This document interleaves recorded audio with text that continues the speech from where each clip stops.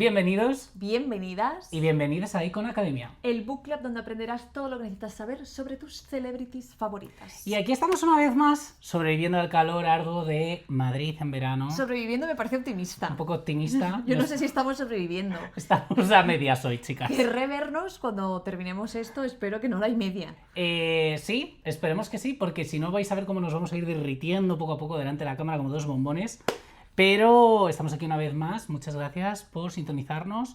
En un episodio, pues bueno, el cuarto ya, que llevamos, o sea sí, que sí, ya llevamos una trayectoria. Ya llevamos una buena enfilada ahí de libros. Y un libro que estaba ahí entre las sombras, digamos. Y bueno, pero lo tuvimos siempre como medio presente, ¿no? Como que estaba sí, lo teníamos ahí... presente, pero no creo que sea un libro, digamos, como el de Jeanette McCurdy, que todo el mundo lo tenía como en antena. Sí, es verdad. A pesar de que fue un bestseller número 1 en el New York Times. Antes de nada, Ajá. yo creo que mola que hagamos hincapié en que ayer salió la noticia ¡Ay, sí! de que Apple TV va a adaptar el libro de Jeanette McCurdy con ella de showrunner, protagonizado, creemos que ahora de madre, por Jennifer Aniston, que es bastante fortísimo, fuerte, y producido por Lucky Cham, que es la productora de Margot Robbie, que hizo Barbie. O sea, todo la verdad es que suena excesivamente bien. ¿Los Lucky Charms no son unos cereales también? Las Char, pero esto es Lucky Chap. Mm. Suena todo súper bien. Muy Estoy bien. súper emocionada. Yo también, Tengo muchas expectativas que siento que pueden cumplirse. Uh-huh. Y os recordamos que ha sido hasta ahora la memoria que más nos ha gustado. Entonces, estamos muy contentos con esto. Hasta ahora. ¿Podrá este próximo libro superar a I'm Glad My Mom Died de I'm Glad My Mom Died? Dead? My Mom is Dead? Mommy, dear and dearest. Perdón, se me ha ido la pinza. ¿Qué me pasa? Es que hace mucho calor. I'm glad my mom died. Bien. Died. Es como que no me salía el tiempo verbal. Sí. Pues bueno, solo Dios lo dirá. Vamos a empezar con... bueno, lo sabréis por el título. Esta vez nos hemos leído Page Boy de Elliot Page. Un libro... ¿Por dónde empezamos? Un libro que además dijimos, bueno, mira, es junio, mes del Pride, vamos a traer a nuestra primera celebridad LGBT, abiertamente LGBT. Claro. Vamos a darle una cabida y ya es sobre julio. todo también teniendo en cuenta que lo que está pasando en Estados Unidos ahora mismo con las personas trans, nos parecía súper interesante hablar de este tema, traer este libro, que además teníamos muchas ganas de leer, y sobre todo lo que dices tú, en el mes del orgullo, como que nos parecía que todo cuadraba perfecto para leer justo este libro. Lo que pasa que ya es julio, entonces ya cuando estamos grabando esto ya hay que volver a las trincheras, no amigas pasa gays, nada, porque lesbianas, transexuales y todo el mundo. El espíritu marica no nos abandona Eso jamás. no nos abandona nunca.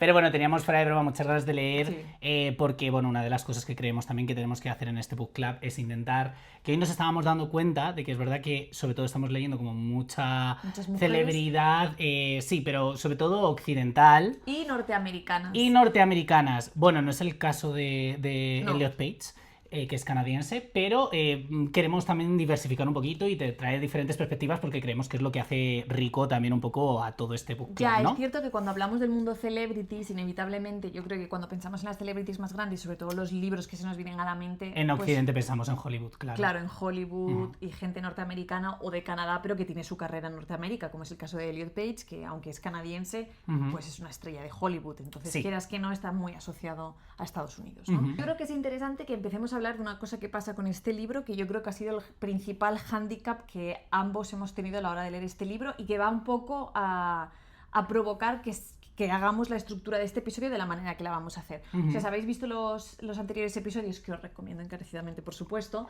veréis que seguimos una estructura siempre bastante cronológica. Podéis escuchar el podcast y casi seguimos la estructura que sigue la autora en su libro. Es muy lineal porque normalmente las memorias suelen ser lineales.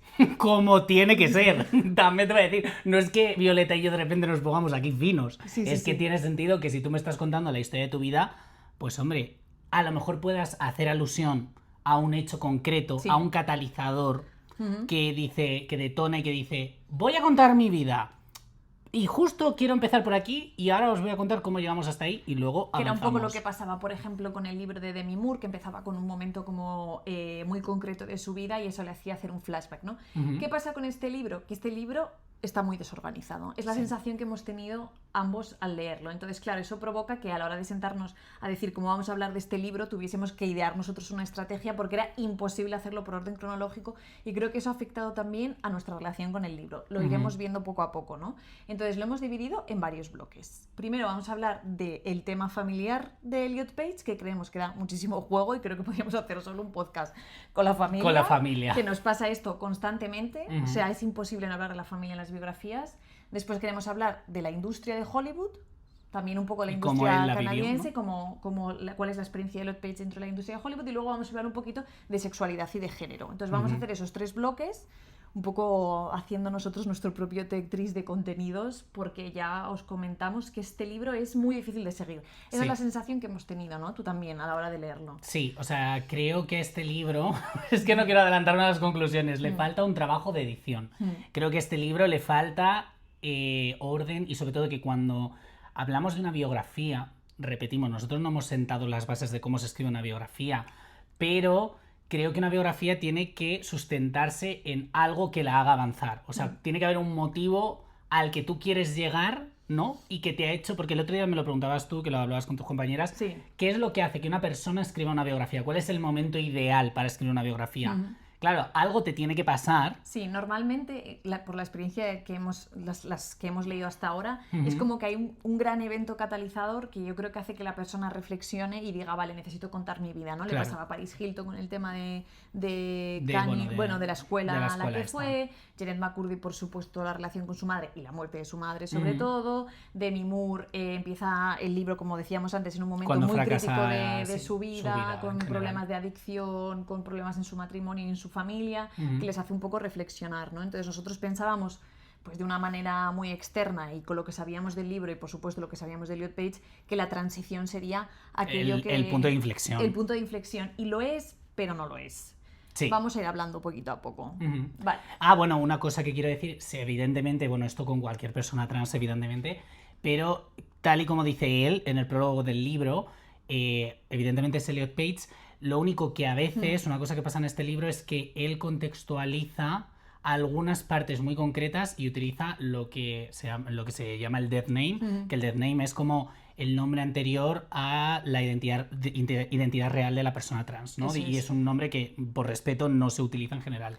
Pero él a veces lo utiliza en esta biografía. Justo. Nosotros vamos a intentar no utilizarlo porque, como dice él, pues que él lo pueda hacer no significa que lo podamos hacer su todos. Propia experiencia, y creo que tiene todo el derecho del mundo a hacerlo. Nosotros vamos a evitarlo. Y lo que queremos decir también es que esto es un espacio seguro, es lo que hemos querido desde siempre, gays and girls a tope y todo el que quiera unirse, por supuesto, y que probablemente nos equivoquemos en algún momento, yo la primera, pero nuestra intención siempre es Y también vamos a decir que no todo lo que vamos a decir de este libro es bonito. Claro, bueno, a ver, es que claro, hay una cosa, ¿no? Es como... Nos pasa con todas las celebrities, y esto no es menos. Hay cosas en las que estaremos de acuerdo y cosas en las que no estaremos de acuerdo, y no tiene que ver ni con el género, ni con la identidad de la persona, ni con la identidad de la persona. Se refiere a hechos con los que podamos no estar de acuerdo. Porque luego hablaremos de algunas reseñas de este libro que yo me he cruzado, que cariñas, os estáis desviando un poco. Pero venga, vamos a empezar, Violeta. Justo. ¿Por dónde empezamos? ¿Por dónde empezamos? Pues en 1987, que es el año en el que Elliot Page nace, en Halifax, Canadá. Dato curioso, muy cerca de ahí se hundió el Titanic y hay un montón de gente enterrada allí del Titanic. Sí. También se rodaron escenas del Titanic y ahí se drogó todo el cast una vez. ¿Tú te sabes esta historia? ¿Del Titanic? No, cuando estaban rodando la película del Titanic, alguien drogó una sopa. ¿Qué? Y se drogaron No, yo esto todos. No lo sabía. Bueno, es tremendo. Yo tengo un TikTok sobre esto, así que os dejaré el link. Okay. Por lo tanto, como comentábamos, Elliot Page es canadiense y pues sus padres se divorciaron. Yo creo que esto es como un dato súper importante para su biografía y que va a marcar mucho su vida. Sus padres se divorciaron cuando tenía 2 años, o sea que realmente no tiene mucho recuerdo de sus padres juntos. Su madre se llamaba Martha y era una profesora de inglés en una escuela pública. Que amaba su profesión, siempre que Elliot habla de ella, habla como con todo el cariño que le tenían sus alumnos. Era una persona súper dedicada a la enseñanza, que se había ido a vivir a París para aprender francés, y la verdad es que la madre, pese a que no siempre a lo mejor actuó de la manera correcta, y vamos ahora a intentar entender por qué, tienen buena relación a día de hoy. Sí, y menos mal. Y menos mal. Porque, spoiler alert, Y por otro lado está su padre, que se llama Dennis, con el que no tiene buena relación. Con el que también. sorpresa. Vamos a ver por Pero qué. es que además con casi todas, o sea, bueno, no, Janet McCurdy, bueno, que No. va. Y luego teníamos a Demi Moore, Bueno, que es que apaga y vámonos. No, es que no hay ningún padre presente oficialmente en esta... quizás el mejor padre hasta ahora es el de Paris Hilton. Sí, pero porque tampoco habla mucho de él. Pero porque comparar, quiero decir. Hombre, a ver, es que el listón no está excesivamente alto. La barra está en el suelo. Exactamente, entonces es fácil superarla. La barra de padres está en el suelo. Yo creo que esto es un denominador común en las biografías de celebrities. Sí. De momento, hasta el momento, lo que hemos comprobado. Yo siento que hay que ser un poco... Voy a decir una cosa un poco fuerte, pero hay que ser un poco un padre de un poco descuidado para que dejarte que tu hijo sea celebrity. No pues sé. eso sería un buen episodio solamente de eso. Vamos a hablar de esto también, sí. Hay que hacer un episodio solo de niños en el audiovisual, ya sabéis que es una de mis obsesiones. Bueno, pues su padre se llama Dennis, se separaron, como comentaba, cuando tenían 2 años, y pues Elliot ha vivido una vida en la que se pasaba 2 semanas en una casa, 2 semanas en otra, 2 semanas en una casa, 2 semanas en otra.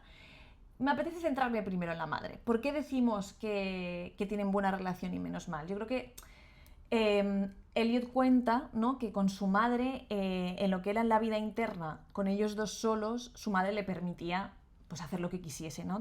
Sí que tenía un sentido como de la libertad con su madre. Ahora, en el momento en el que tenían que ir a BBC, bodas, bautizos, comuniones y eventos familiares, era cuando le ponía como pues los típicos vestidos, trajecitos con lazos y demás. Y Elliot Page creo que es muy bonito porque dice que es que desde muy pequeño él sintió que no era una niña. Y que era me gustó cómo utilizó esta frase de era una sensación no contaminada. Era una sensación pura y real. Entonces, claro, no le gustaba nada que su madre le impusiese ponerse esos vestidos. Su madre no lo hacía con una mala intención, pero no entendía los... Sí, pero es la típica hijo, ¿no?, cosa de cuando no encajas en algo y en que en tu casa está como permitido, pero cuando se te presenta en sociedad, digamos que hay una dinámica de presión que también influye, incluso pues lo que dices, cumpleaños, tal...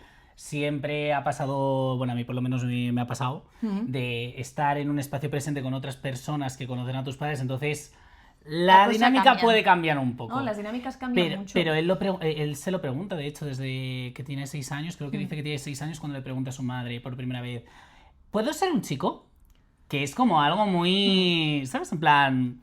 Es que está ahí, ¿no? O sea, no es algo que, como has dicho tú, ¿no? De algo, una idea contaminada, esta obsesión de que la identidad es algo como... ¿Cómo se dice? Como contaminado, como algo impuesto. Como una ideita de esta que... Sí, ¿cómo se dice que son las identidades LGBT? Que son agenda, ¿no? Como que es algo que te lo has inventado. Es como algo en él, desde pequeño, le decía que efectivamente no era una niña. Con no se las identificaba cosas con una que niña. Normalmente encajaban con niña, ¿no? Y esto es una cosa que iremos sacando más a menudo. Y yo creo que es un tema que intentó sacar varias veces con su familia, sobre todo con su madre, que era con la que tenía más confianza, y fue un camino muy complicado, ¿no?, hasta llegar al punto en el que están ahora. Pero lo comentábamos cuando estábamos haciendo la escaleta y creo que era muy interesante, que es que, bueno, ¿no?, que al final el proceso de una persona trans es un proceso, y es un proceso que vive la persona trans, pero viven también las personas que hay a su alrededor, ¿no? Y que creo que su madre es una persona que ha tenido que hacer ese proceso, y no siempre lo ha hecho bien, y no siempre ha sabido cómo hacerlo, pero al final sí que le ha acompañado en ese camino, y creemos que es muy interesante porque a veces... muchas veces yo he leído que cuando las personas transicionan y a veces van a terapia para que sea más fácil hacer este proceso, también se pide que vayan a las familias, porque claro, un poco... tienen que lidiar con la idea de mi hijo, mi hija, mi hija no es la persona que yo esperaba que iba a ser, y es como un pequeño duelo para poder seguir adelante y poder aceptar, ¿no? Entonces sí que creo que con la relación de su madre, pese a que no siempre ha sido perfecta, pese a que no siempre ha podido expresar, y iremos viendo como diferentes situaciones en las que pues él iba diciendo, oye, no quiero ponerme esto, oye, tengo que hacer esto, esto no quiero, esto no sé qué, yo no soy una niña, y su madre se chocaba contra una pared, al final ha sido capaz de hacer ese viaje, ¿no? Y por eso creo que en general la experiencia con la madre acaba siendo positiva. Sí, y pues sobre todo porque yo creo que la gente queer en general es como... Evidentemente, pues hay situaciones y situaciones, pero yo tengo la sensación de que muchas veces queremos ver cómo nuestros padres nos aceptan de una forma absolutamente incondicional, y es como, claro que como padre y como madre, yo creo que esa es tu labor, ¿no? En plan de apoyar a tu hijo, a tu hija, a tu hija, en todo lo que se te presente, ¿no? De cómo es, pero tenemos que también entender que para nuestros padres, nuestras madres, que no tienen la información como la hemos tenido nosotros, que no han mamado de lo que hemos mamado nosotros, de que de alguna forma tocamos madera, se supone que cada vez somos más progresistas, conseguimos como entender otras realidades, ponernos en el punto de vista de otras personas. Al final los padres, bueno, siempre tienen unas expectativas sobre nosotros, y es que incluso en el propio nombre de Death Name, ¿no? Es como se mata una identidad que en realidad no existía y que luego tenemos que dar paso a esta identidad que es la real y que de alguna forma siempre yo creo que ha estado un poco supeditada a lo que los demás esperaban en este caso de Elliot, ¿no? Sí, justo, 100%. Pero después, por otro lado, está su padre, ¿no? Que su padre va a ser la gran mandanga. La gran mandanga. Va a ser tra, tra, tra. ¿No? Porque, el padre, como ya hemos hablado, se separan después de 8 años de matrimonio, que estuvieron juntos, y, importante, acaba casándose con una mujer que se llama Linda. Que de Linda no tiene ni un pelo, ya lo voy diciendo. No. ¿Qué pasa? Que entonces cuando Elliot empieza a turnarse, ¿no? Entre casas, 2 semanas aquí, 2 semanas allá, pues empieza a convivir con esta mujer que se llama Linda y que ya tiene 2 hijos de una relación previa que son Scott y Ashley, ¿no? Entonces empieza a convivir pues con estos 2 niños que pues los acaba tratando como sus hermanos al final porque pues crecen juntos, ¿no? Por así decirlo. Pero las relaciones son muy tensas y muy complicadas y hay algo allí que nunca se deja de palpar en el ambiente, hay algo raro. Hay algo en la atmósfera que nunca se soluciona y no se va a solucionar, ¿no? Y esta parte creo que es de las partes que mejor descritas están. Yo estoy totalmente de acuerdo. Que más en profundidad están y que lo hacen muy interesante porque hay mucha profundidad y hay mucha sutileza, ¿no? Porque muchas veces cuando pensamos en el maltrato, y esto pasa constantemente, y también en las relaciones de pareja y demás, en todos los tipos de abuso y maltrato, pensamos mucho pues, en la violencia física en el hogar, en los gritos, en cosas que hacen mucho ruido, ¿no? Y que son muy perceptibles. Pero pocas veces se habla de la sutileza, ¿no? Y del maltrato psicológico de una manera de me estoy riendo de ti, pero estoy haciendo que es una broma y entonces tienes que ser partícipe de esta broma porque si no estás siendo un aguafiestas, ¿no? Yo creo que esto describe bastante bien la manera que tenía Linda de interactuar y que obligaba a sus hijos a interactuar con Elliot de esta manera, ¿no? Entonces siempre yo creo que sintió una inadecuación en el hogar con su padre muy fuerte, que claro, imagínate, si no estás a gusto en el sitio en el que vives y no puedes ni expresar tus propios sentimientos porque se ríen de ti, ¿cómo vas a expresar que sientes que eres una persona trans, ¿no? O sea, volvemos, como nos pasaba con Janet, a vivir en un entorno en el que no se puede hablar de los sentimientos propios. Esto es algo que también va a marcar muchísimo no solo la vida, sino la carrera también de Elliot Page. Sí, que no hay un núcleo de seguridad que yo creo que al principio, cuando te estás desarrollando en tus primeros años o en la infancia hasta la adolescencia y demás, yo creo que, bueno, esto se ha visto en otras ocasiones, que cuando una persona no tiene un núcleo seguro de confianza, pues bueno, luego se deriva evidentemente pues en traumas, en adicciones, en muchas cosas, ¿no? Sí. Que puede tal, pero claro, es que tenemos que entender que aquí Elliot con su madre sí había como... Fue difícil, no queremos decir que fuese fácil. Pero bueno, había como ese limbo un poco, ¿no? De ahora sí, ahora no... ahora me puedo comportar de esta forma, aunque de repente me llueva como algún machetazo por parte de mi madre que no me esperaba. Sí, porque al final su madre cuenta que es muy conservadora y viene de una familia muy conservadora. Exactamente. Entonces, tampoco creáis que decimos que eso era jauja. Por eso decimos que fue todo un proceso, ¿no? Claro, pero es que en la casa del padre, es lo que dices tú, yo estoy totalmente de acuerdo que esta es sin duda, creo que la parte que mejor descrita está de todo el libro. Está como este aire raro, pues como cuando piensas que estás... o sea, yo tenía todo el rato la sensación de que... ¿No te pasa alguna vez de que estás en casa de alguien y dices como... No estoy molestando, pero en realidad igual sí estás molestando, ¿sabes? Y no te estás enterando. Y es un poco como... Él sí que percibía esto, pero al mismo tiempo como tenía pues a Scott y a Ashley un poco como para también estar con ellos y desarrollarse, yo creo que no era plenamente inconsciente, no entendía por qué esto sucedía de esta forma y por qué no había un ambiente de seguridad también con su padre. Sí, bueno, y sobre todo que cuando eres pequeño yo siento que no tienes las herramientas para entender, entiendes que estás incómodo, entiendes que no acabas de encajar, entiendes también que esta mujer pues no es tu madre, nunca va a ser tu madre, ¿no? Pero no lo puedes afrontar, digamos. Pero no lo puedes afrontar porque yo creo que no tienes las herramientas todavía. Es verdad que la relación con... No se mete a hablar mucho de los hermanos, de los hermanastros, la verdad. Es como que habla de ellos, habla de un momento que su hermano está jugando con él y lo tira y le da un golpe en la cabeza, pero un buen golpe, y el hermano, por miedo a decir algo, lo deja tumbado en la cama, en plan de, bueno, hasta que se le pase, y no se podía casi ni mover, o sea que tampoco había como un ambiente como de hostilidad palpable, ¿no? Y también muchas veces Linda... por ejemplo, porque Elliot decía que era una persona muy imaginativa, desde que siempre lo ha sido desde pequeño, entonces le gustaba como hacer de explorador, y entonces cogía su mochilita, se metía como cosas y jugaba, ¿no? Porque decía que pasaba mucho tiempo solo, porque claro, cuando tú te sientes en un sitio inseguro y que no puedes expresar tus emociones delante de los demás, tampoco puedes jugar con libertad delante de los demás. Creo que esto es bastante interesante. Sí. Entonces, claro, tenía muchos momentos de jugar solo en su habitación.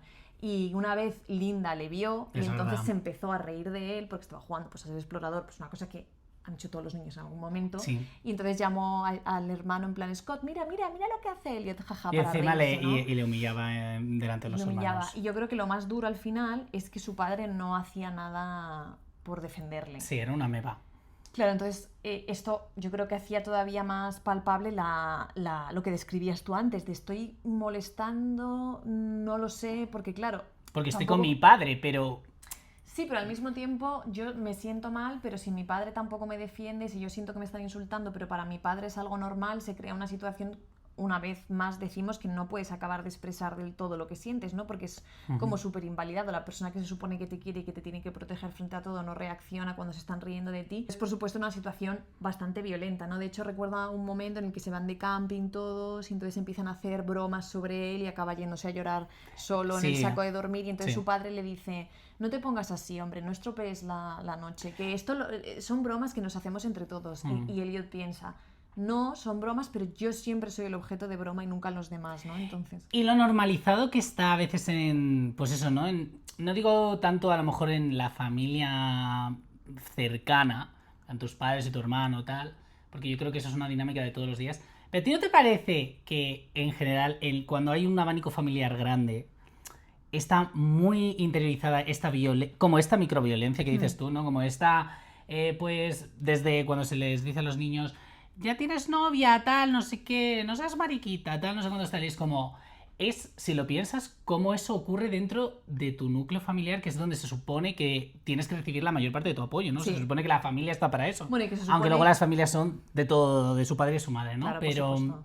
¿Entiendes lo que quiero decir? Sí, y que se supone que un adulto debe intervenir en un caso así. O sea, lo que no debería pasar es que un adulto no intervenga, ¿no? Y sin embargo, muchas veces, como dices tú, son los propios adultos los que generan estas situaciones. Esas situaciones, sí. Incluso a veces son lo que dices tú de cuando tienes novia, no sé qué, son situaciones culturalmente aprendidas que ni siquiera a lo mejor estás pensando realmente en el daño que hacen. Yo creo que esta mujer sí que era consciente de lo que hacía, ¿eh? No digo que no, por supuesto que sí. ¿Sabes? Pero a veces tenemos dinámicas aprendidas que es como, pues pararte a pensar por qué estás diciendo esto, que no tiene sentido que se lo digas a un niño, ¿no? O sea, bastante...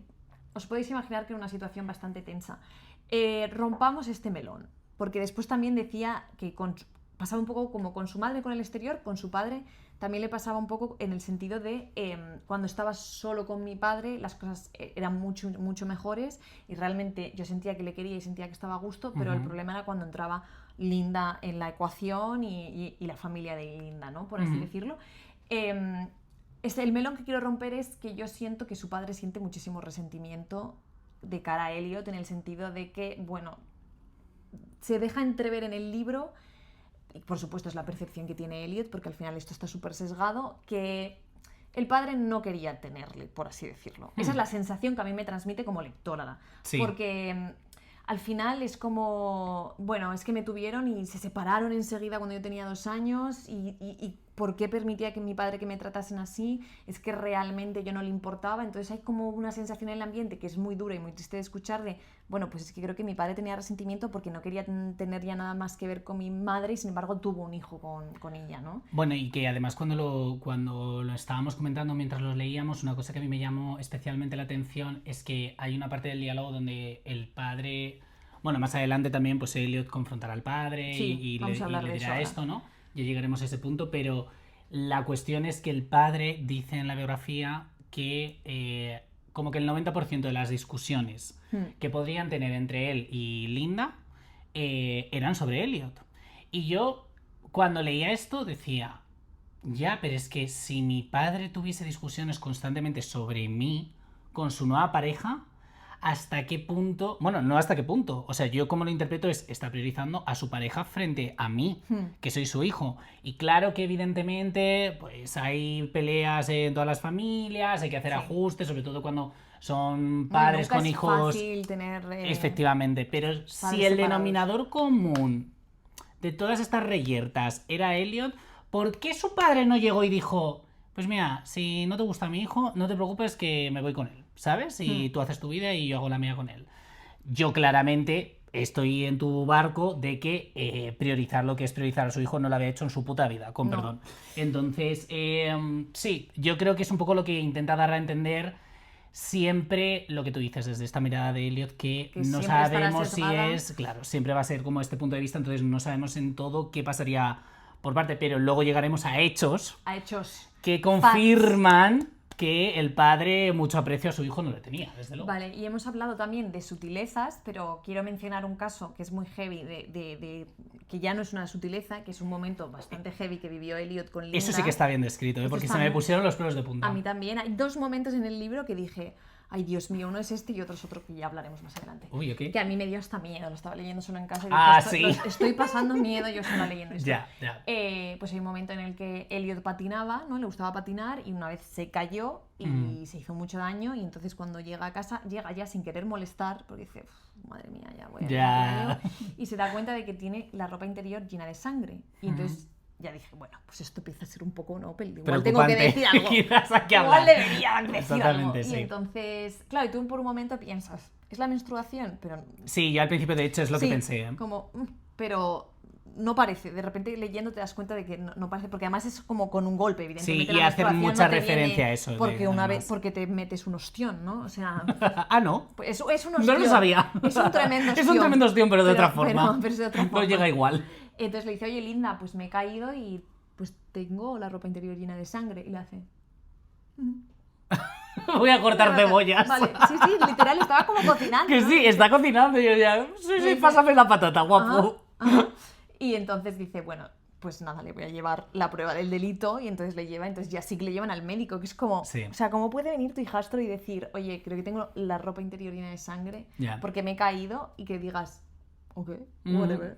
O sea, que me refiero que hablamos de sutilezas, pero a mí esto me parece muy, muy, muy heavy. Hay un momento, entonces ya, cuando ya es un poco más mayor, no vamos a ser muy exactos con las edades. Porque es que no nos podéis pedir hacer el trabajo que esta persona nos ha encargado de hacer en su libro. La cronología es muy, muy, muy difícil de seguir. Muy, muy difícil. Hay veces que no sabes exactamente en qué momento exacto de la vida estás. En qué momento estás de la vida, si es más o menos mayor, si tienes 7 o 15 años. Es bastante complicado. Sí. Más o menos vamos a intentar seguir una estructura coherente, ¿no? Pero hay un momento en el que él le dice a su madre, oye, es que no quiero vivir más con papá, ¿no? Que no es tanto por el padre en sí como hemos hablado, sino con esta situación con Linda. Entonces, tiene un partido de fútbol, si no me equivoco, ¿no? Está jugando al fútbol y entonces ve que sus padres están hablando y dice que no podía jugar al fútbol porque no paraba de pensar, madre mía, mi madre se lo estará diciendo a mi padre, ¿qué va a pasar? Y efectivamente, cuando vuelven a casa en coche, el padre le dice, es que ya no quieres vivir conmigo, es que ya no me quieres. ¿Qué pasa con los coches? Por favor, con las situaciones violentas en los coches. Esto ya lo he dicho y lo repito. Se generan situaciones muy violentas en los coches porque la persona que conduce es una réplica de una dinámica de poder. Entonces, esto que no os sorprenda verlo en general porque suele ocurrir. Entonces le dice, ¿qué pasa? ¿Que no quieres vivir conmigo? Entonces, como le pasó a Jeanette, que le dijo a su madre, no, mamá, sí que quiero actuar. Y dice, no, papá, sí que quiero vivir contigo. Porque es que tú no le puedes decir a un niño, ¿qué pasa? No me quieres. Es que no le puedes preguntar eso a un niño jamás. Porque siempre es un sentimiento mucho más complejo. ¿Cómo no te va a querer tu hijo? Por favor, si lo único que quiere tu hijo es que le quieras. Exactamente.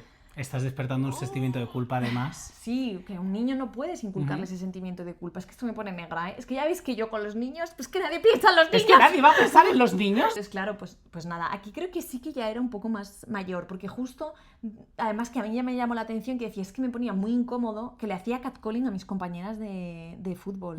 Define catcalling. Pues catcalling es cuando pues por la calle alguien te lanza un, voy a decir piropo porque no lo considero un piropo. Un piropo es una cosa pues bonita y no, es como cuando alguien por la calle dice, tía buena, no sé qué, que es de nuevo, una dinámica de poder y de control sobre la otra persona. No realmente quieres piropearla, realmente quieres definir poder, que tú estás que por tú encima. Estás por encima e incluso hasta meter un poco de miedo. A veces el Collins se utiliza para eso. Sí.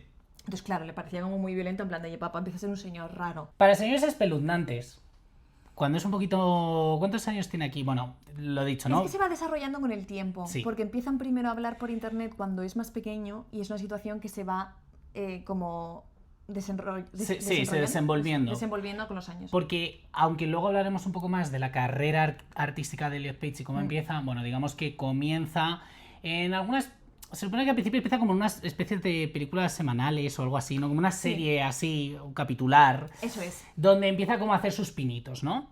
Y no voy a desarrollar mucho esa parte, pero quiero que nos quedemos con algo muy clave, que es que hay un admirador de Elliot Page, que en ese momento tiene 11 años. Sí, o sea, la serie yo creo que la empezó pues 10, 11. 10, 11 añitos. Vamos a ponernos por ahí. Y pues había una persona que pues le escribía... Encuentra como su mail, ¿no? Encuentra como su mail, empieza a comunicarse con él a través de... ¿Queréis que saquemos el contador? Que es una de mis cosas favoritas. Exactamente, tienes que sacarlo. 11 años, 23 años, ¿vale? Y empieza como esta relación de... como pen pals. Sí, un poco como de admiración, ¿no?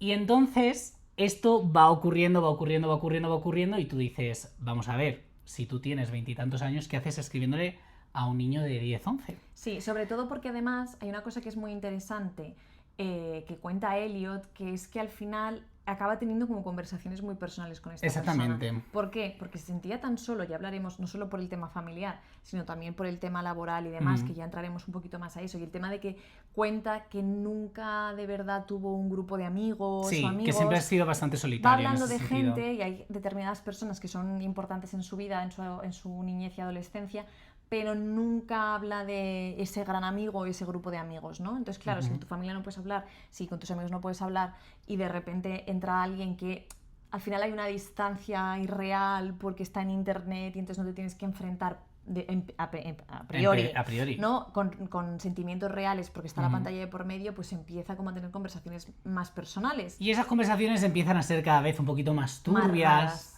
Él empieza como, corrígeme si me equivoco, como a enviarle como unos montajes de fotografías. Photoshops con Elliot Page con los ojos cerrados, así que debió de cogerle fotos. Qué mal rollo, de verdad. O sea, da mucho. O sea, esa es la este es el segundo momento que nos quedamos muñecos. Os juro, no es broma. Estaba sola de noche leyendo yo esto y dije, es que me está dando miedo, de verdad. Y a mí ya. Y entonces, pues yo qué sé, imagínate, pues un momento de la serie que Elliot tiene los ojos cerrados, pues se photoshopeó el tipo este como si fuese un ángel, mirándole como dormir, y además entonces claro, empezó la cosa a volverse más perturbadora. Os podéis imaginar el tipo de comentarios, tampoco quiero ponerme a replicar las mierdas de un pedófilo, ¿no? Pero os podéis imaginar el tipo de comentarios que empieza a hacer. Entonces llega un momento en el que dice que va a ir a Halifax a verle, y claro, Elliot dice, vale, esto ya empieza a dar... Esto ha escalado... Empieza a dar miedo, ¿no? Y entonces cada vez distancia más como las conversaciones con esta persona, hasta que al final pierden un poco el contacto, ¿no?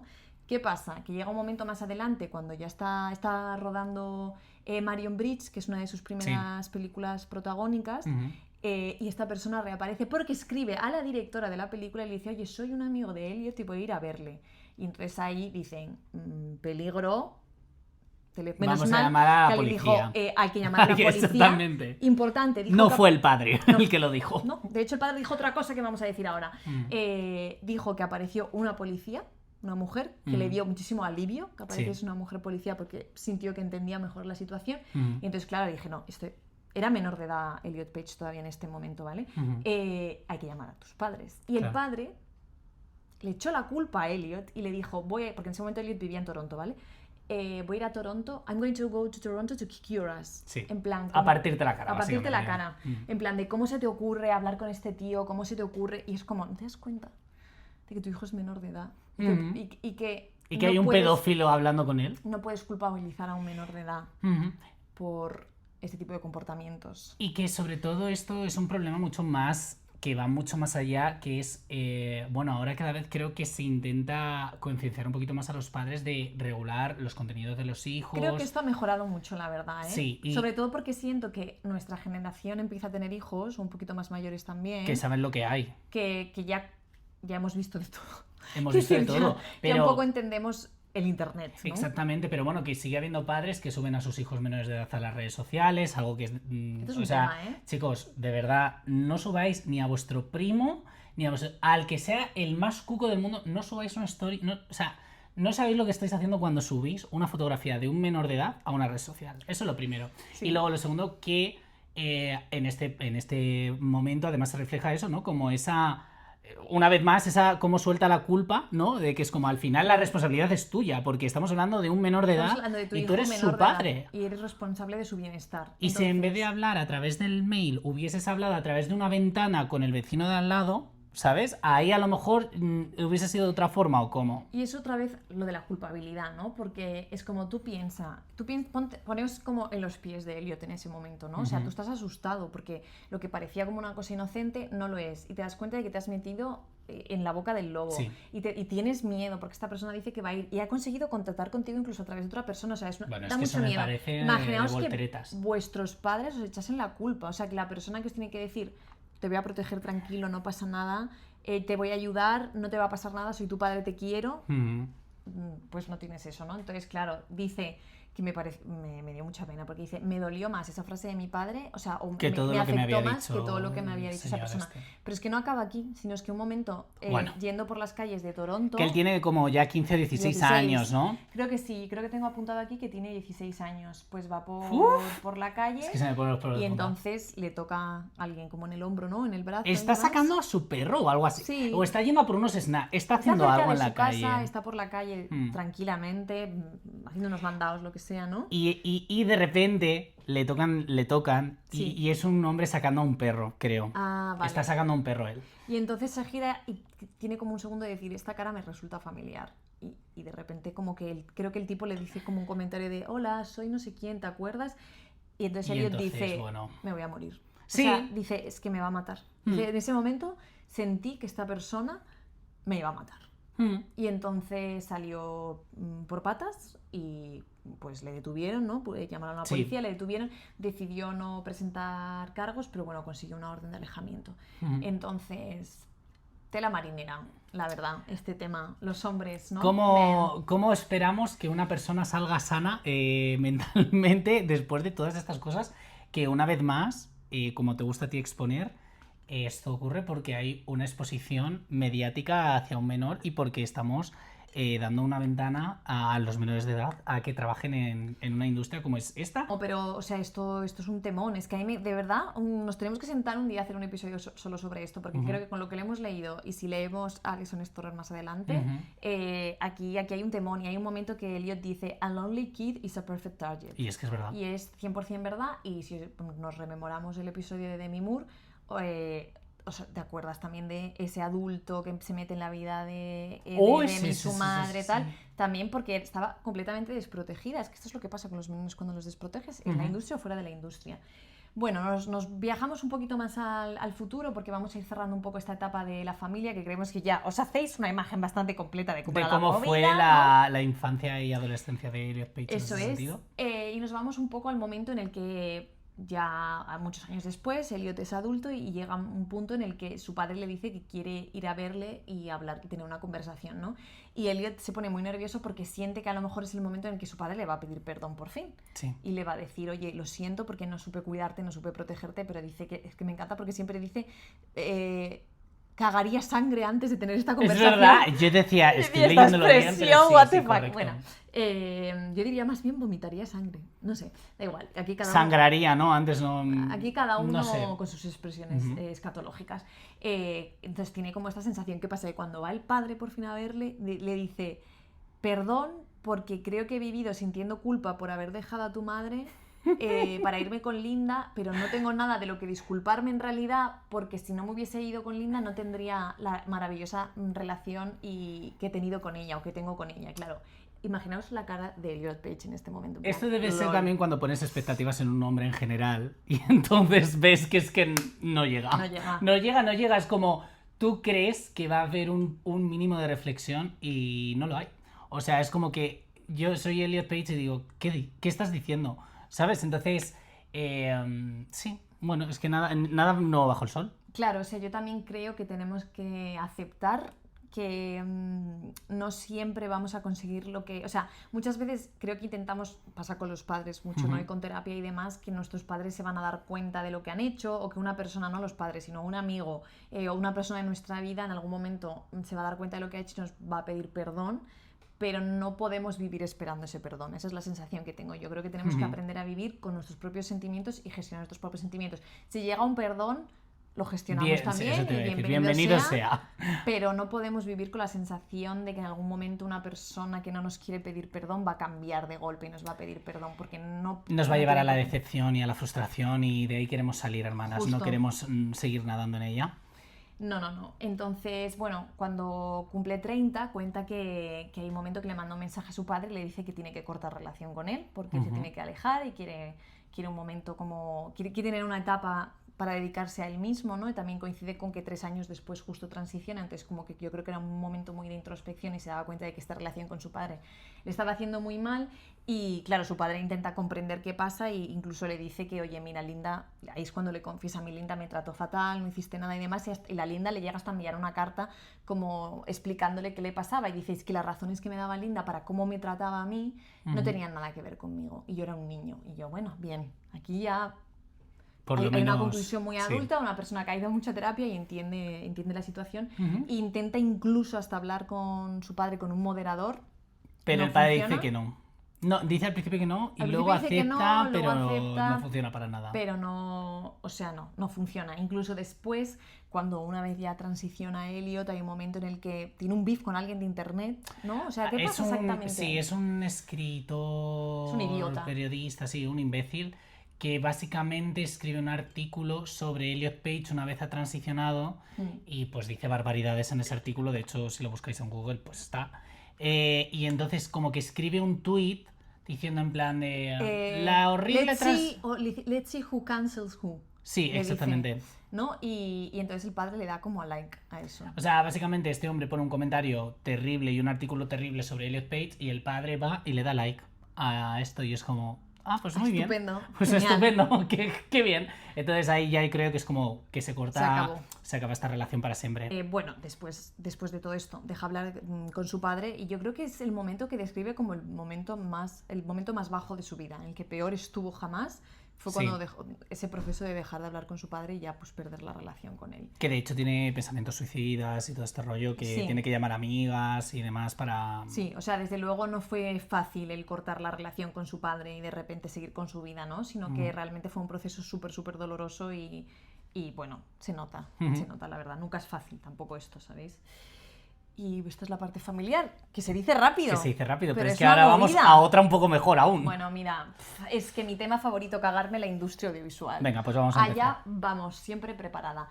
Una cosa interesante, antes de entrar en esto. Creo que aquí en España, no sé si supongo que pasará en otras partes, cuando pensamos la carrera de Elliot Page, pensamos primero en Juno. En plan de, no, es que Elliot Page empezó en Juno. Y no es verdad.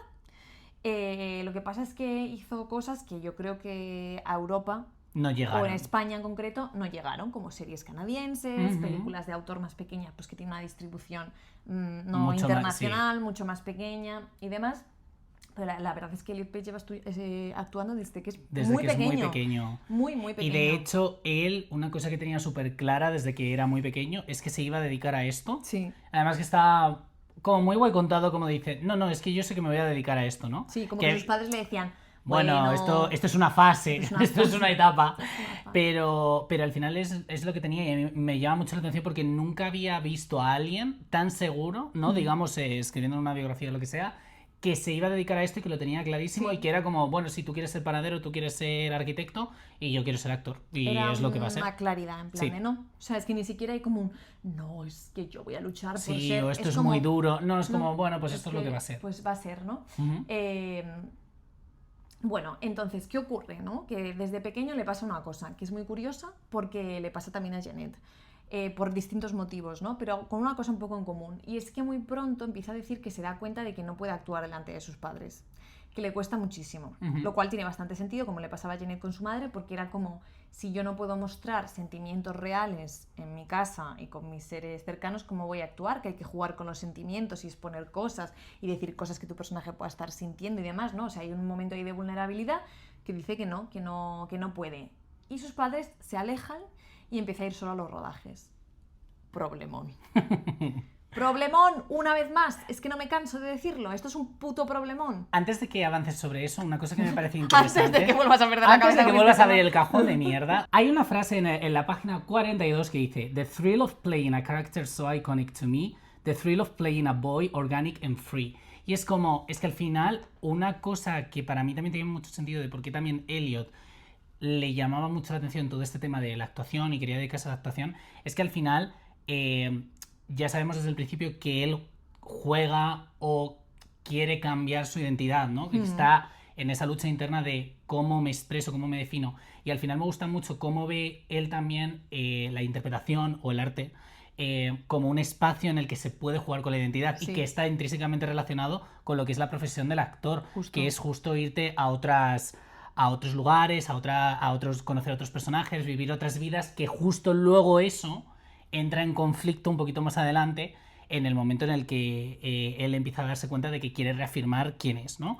Pero justo me parece muy interesante cómo hace esa reflexión de pequeño y me parece muy natural que de alguna forma esté tan ligado, ¿no?, a esto de la interpretación. Sí, no, es súper bonito porque además al principio cuando esto que hemos comentado de que era un niño que pasaba mucho tiempo jugando solo, que jugaba a ser un explorador y demás, ya empieza a contar que se imaginaba que hacía de ciertos personajes que siempre eran masculinos y un poco cumplían con los roles de género masculinos porque era pues lo que él se sentía identificado, ¿no? Entonces decía, yo me imaginaba como ese héroe explorador que salva a la chica y me imaginaba pues a las chicas y me gustaban y entonces claro, es verdad que tiene una cosa muy bonita de performar, que al final no es el género también una performación un poco, que una cosa cultural que vamos agarrando según nos sintamos más o menos identificados, que claro, podríamos aquí tener una aquí también podemos tener otra tremenda conversación. Por supuesto, una cosa que performamos pero porque la sentimos de verdad, ¿sabes? O debería ser así, ¿no? Entonces me parece como muy, muy, muy bonito eso, la verdad.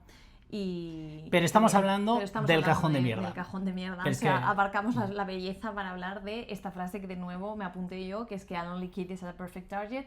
Porque ¿qué pasa cuando empieza a ir solo a los rodajes? Pues que la gente se empieza a aprovechar de él. Honestamente, yo no quiero hacer ahora un desfile de toda la mierda que le pasa porque no es poca. Y esto nos lo cuenta bastante al principio del libro y yo me quedé, nos quedamos los dos porque lo hablamos bastante en shock, en plan, yo lo leí en el Kindle el libro y os juro que a lo mejor era el 15% del libro. O sea, al principio, y ya cuenta una retahíla de situaciones, pues que si un director le hacía grooming, que un crew member por encima de él le violó con sexo oral, a otra crew member que también en repetidas ocasiones abusó sexualmente de él, y después hacía como si tuvieron que volver a trabajar juntos y hacía como si no supieran nada. Como si no hubiese pasado nada, o sea, como que reafirmaba eso, ¿no? En plan de no ha pasado nada, si ha pasado algo te lo has imaginado, ¿no? Hay de hecho, trigger warnings, no hemos hablado de los trigger warnings al principio, pero da igual porque hay trigger warnings de todo. En todos los capítulos va a haber trigger warnings de todo en general. Exacto, en todos los libros, es que creo que es un poco inevitable cuando hablamos de la industria del entretenimiento. Y entonces, claro, o sea, en las primeras partes del libro describe una cantidad de abusos sexuales de una manera bastante explícita, que yo os aviso, si sois sensibles a eso, es bastante fuerte. Yo no quiero hacer mucho hincapié en describir exactamente lo que es, porque creo que no es necesario, creo que nos podemos hacer todos una idea. Como cuando nos pasó con Jeanette con los desórdenes alimenticios, que eran episodios un poquito duros de leer, o con Demi Moore, que tampoco entramos exactamente a lo que pasó o dejó de pasar, simplemente deciros que pues es pues una etapa muy miserable y sobre todo cuando estás solo, cuando no tienes adultos en los que confiar. Elliot Page se mudó además, muy joven, con 16 años ya estaba empezando a trabajar, se mudó y empezó a no vivir con sus padres, lo cual era ya también una situación que provocaba que fuese más fácil que surgiesen este tipo de situaciones, y es una mierda. Entonces, mencionamos una y otra vez pues que la industria audiovisual es una industria extremadamente agresiva, extremadamente misógina, homófoba, o sea, de cara afuera les encanta performar, que son los más progresistas del mundo, pero no es verdad. No es verdad, ya lo sabemos. Incluso también nos habla ya esto mucho más adelante, cuando ya es adulto, de una fiesta de Hollywood en el que un actor muy muy conocido, del que no dice nombre, Elliot ya ha salido del armario, ¿no? Que fue en 2014, si no me equivoco, y le dice, no, tú no eres gay, tú lo que pasa es que... No te has comido un rabo, básicamente. No te he follado yo. Exactamente. Ya verás que como te follo yo, te hago heterosexual. Bastante heavy. Y al día siguiente también en plan, ay, lo siento, es que había bebido mucho. Y yo no, Di la fuente de la investigación, Elliot Page, dilo, que queremos saberlo porque es que, o sea, es que, bueno... Ojalá saliesen todos los nombres. Es que sí, yo entiendo que no pueden salir, pero es que me cago en la hostia porque es que encima probablemente sea alguien que estemos aplaudiendo. Seguramente. Que probablemente sea alguien que estemos aplaudiendo. Habría que quemar la industria y volverla a empezar, la verdad. Sí, la verdad es que sí. Entonces, volvamos un poco al principio. ¿Dónde empieza Elliot Page? Pues como comentaba antes Marcos, empieza en una serie canadiense que se llamaba Pretty Pony. Que no Pink Pony Club. Pink Pony Club. Ojalá, la verdad, pero no, Pretty Pony. Estrenada en 1991. Es muy, muy pequeñito cuando empieza esta serie. Sí. Y hay una cosa que ya llama la atención, que es que aquí ya sentía que su disforia de género se disparaba un poquito, porque si ya hablábamos de la madre con el tema de los vestidos, cuando tenían compromisos sociales no familiares, esta es una serie de época importante. Entonces eso implicaba pues vestidos, trajes de época que siempre son muy engorrosos y marcan mucho, ¿no? No es como una cosa un poco más contemporánea, que las chicas podemos llevar unos vaqueros y una camiseta que ancha un corsé, y puedes sentirte un poco mejor, Mm. sino que bueno, la época marca mucho. Entonces aquí ya empieza como a sentir una desconexión y a sentir también que la persona que veía en pantalla no le gustaba. Porque claro, esto es un tema. Lo de verse en pantalla es un tema, ¿no? Porque salen tantas inseguridades, que si el peso, que si el físico, que si no sé qué, estará a la altura de la industria, pero sobre todo también creo que debe ser muy difícil ser un actor una persona trans que no es capaz de verse en combo, pues porque no se reconoce, ¿no? Sí. Muy, muy complicado. Y además sobre esto que voy a decir, que también lo hablamos el otro día, es que luego está, luego lo comentaré un poquito más adelante en la biografía, pero sobre esta idea de que porque un actor es actor, puede hacer cualquier cosa. Eso es. Le puedes pedir que sea una silla, que sea un caballo, que sea no sé qué, pero creo que es muy importante que tengamos en cuenta que un actor, en este caso trans, puede no querer hacer un rol, o sea, y eso no lo convierte en mejor o peor actor, porque una cosa que equiparaba yo el otro día con Violeta es como si de repente ponemos a Tom Cruise a hacer de Marilyn Monroe. Es como, evidentemente Tom Cruise podrá hacer de Marilyn Monroe. Sí, me gustaría verlo, la verdad. Pero yo creo que los actores, tal y como nos han descrito en algunas de sus biografías, es como siempre tienes que meterte en ese personaje, ¿no? O el trabajo siempre, aunque no tengas que hacer el método Stanislavski, pero tienes que por lo menos conectar de alguna forma con lo que tú quieres contar, porque si no, no hay un trabajo de interpretación. Al final lo que estarías haciendo es literalmente leer unas líneas de texto. Tú tienes que intentar un poco entender a tu personaje para defenderlo de alguna forma. Y claro que esto entra ya desde que es bien pequeño, con estos primeros roles, pero luego eso se va a ir potenciando a lo largo de su carrera. Y una cosa que me molesta mucho, porque es una cosa que lo dice él en el libro y que yo también he escuchado muchas veces, que es como, bueno, pero si es un rol, estás actuando, ¿no? ¿Qué más te da? ¿Qué más te da? Y es como, pues no, pues no, efectivamente es que no te tiene por qué dar. Y al final, pues eso es lo que quería quejarme, ya está. No, pero está muy bien quejado, la verdad, porque además lo que dices tú, o sea, ¿por qué los actores también y actrices eligen los papeles que eligen? O sea, me refiero, aquí... ¿Qué historia quieres contar? Exacto, ¿Qué te preocupa? ¿Qué te motiva a contar esta historia? Ya lo has Y contado de hecho lo hablaremos un poco más después, porque todavía tenemos unas películas antes, pero luego hay un ejemplo clarísimo, ¿no? Con una de las películas de su filmografía. Eso es.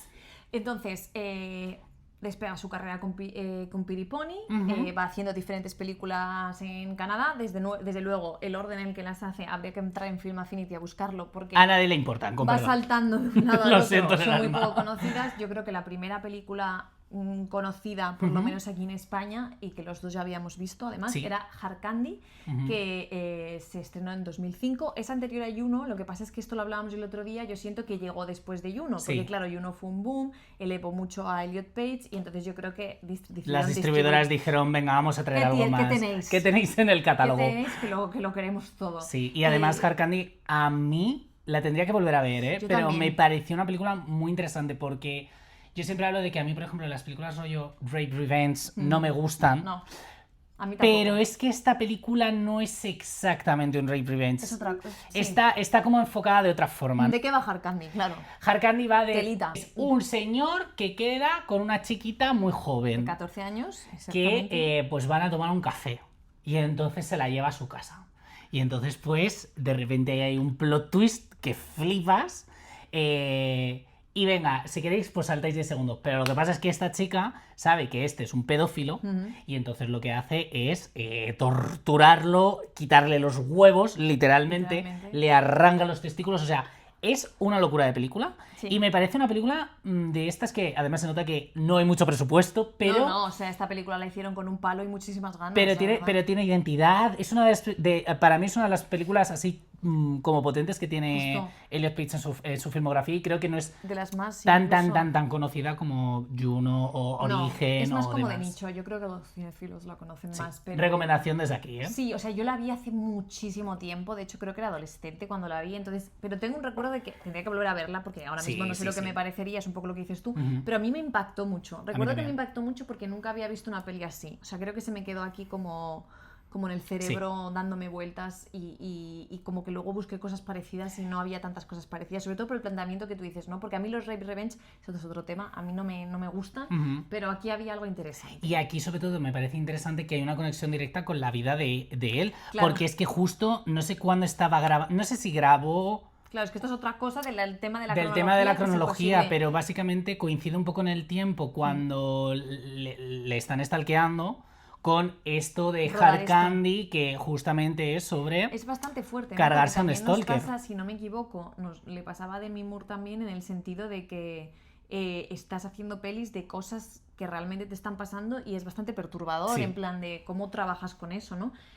Vamos a hablar de cómo trabajas con eso. Esa frase me gusta. ¿Por qué? Porque vamos a hablar de una peli de 2007, si no me equivoco, que salió antes que Juno, que se llama An American Crime.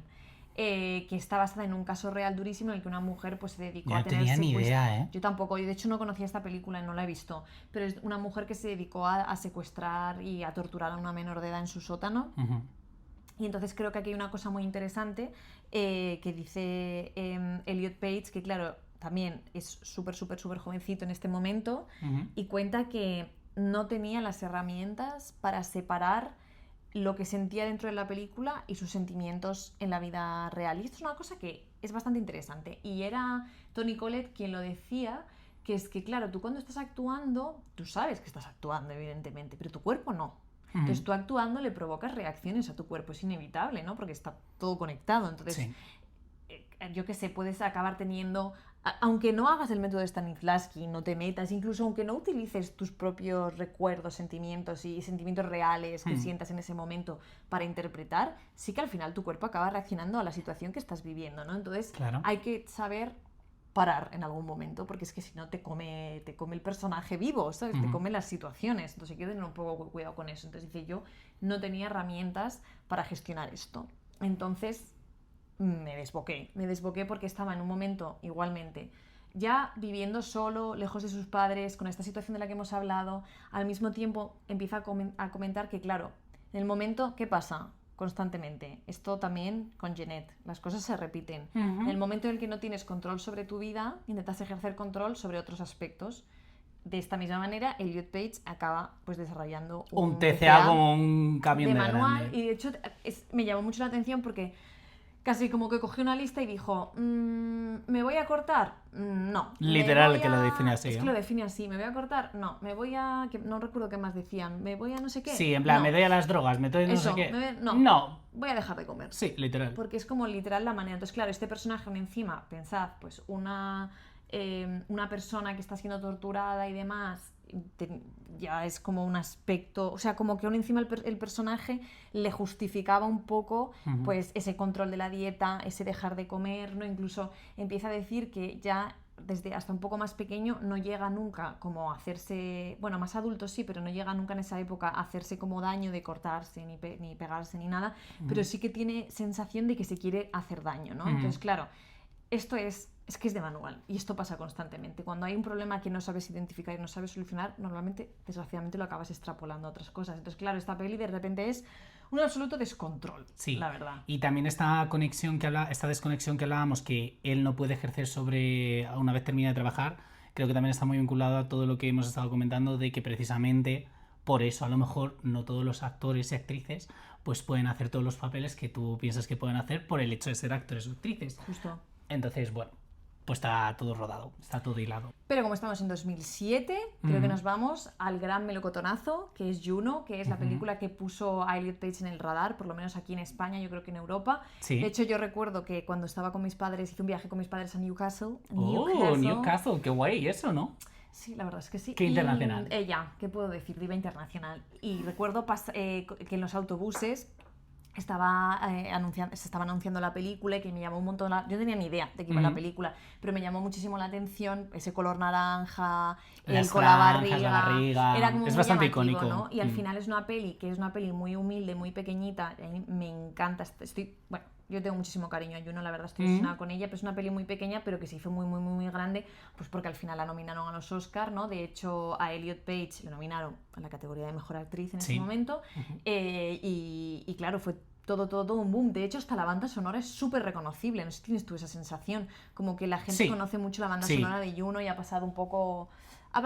Y es como historia de los hipsters y de los intensos. A todo el mundo, o sea, a los intensos les gusta Juno. 100%. Y a mí me ha pasado también con Juno, que claro, yo la vi mucho cuando salió, era bastante pequeña. Yo creo que estaba mejor segundo de la ESO o algo así cuando salió Juno. Sí. Luego me la regalaron en DVD y la volví a ver, pero hace un par de años la vi de mayor ya y me sorprendió porque detecté cosas que de pequeña no había entendido. O sea, hay una cosa en concreto con el que se supone que va a adoptar al bebé, que me gustaría que la vieseis de mayor y le hicieseis una pensada, porque es bastante tremenda esta situación. Wow. Yo quiero volver a verla porque hace tiempo que no la veo, pero guardo también muy buen recuerdo de Juno. Sí, no, yo estaba completamente obsesionada. De hecho, yo creo que a la guitarra me aprendí la típica canción de ¿Qué?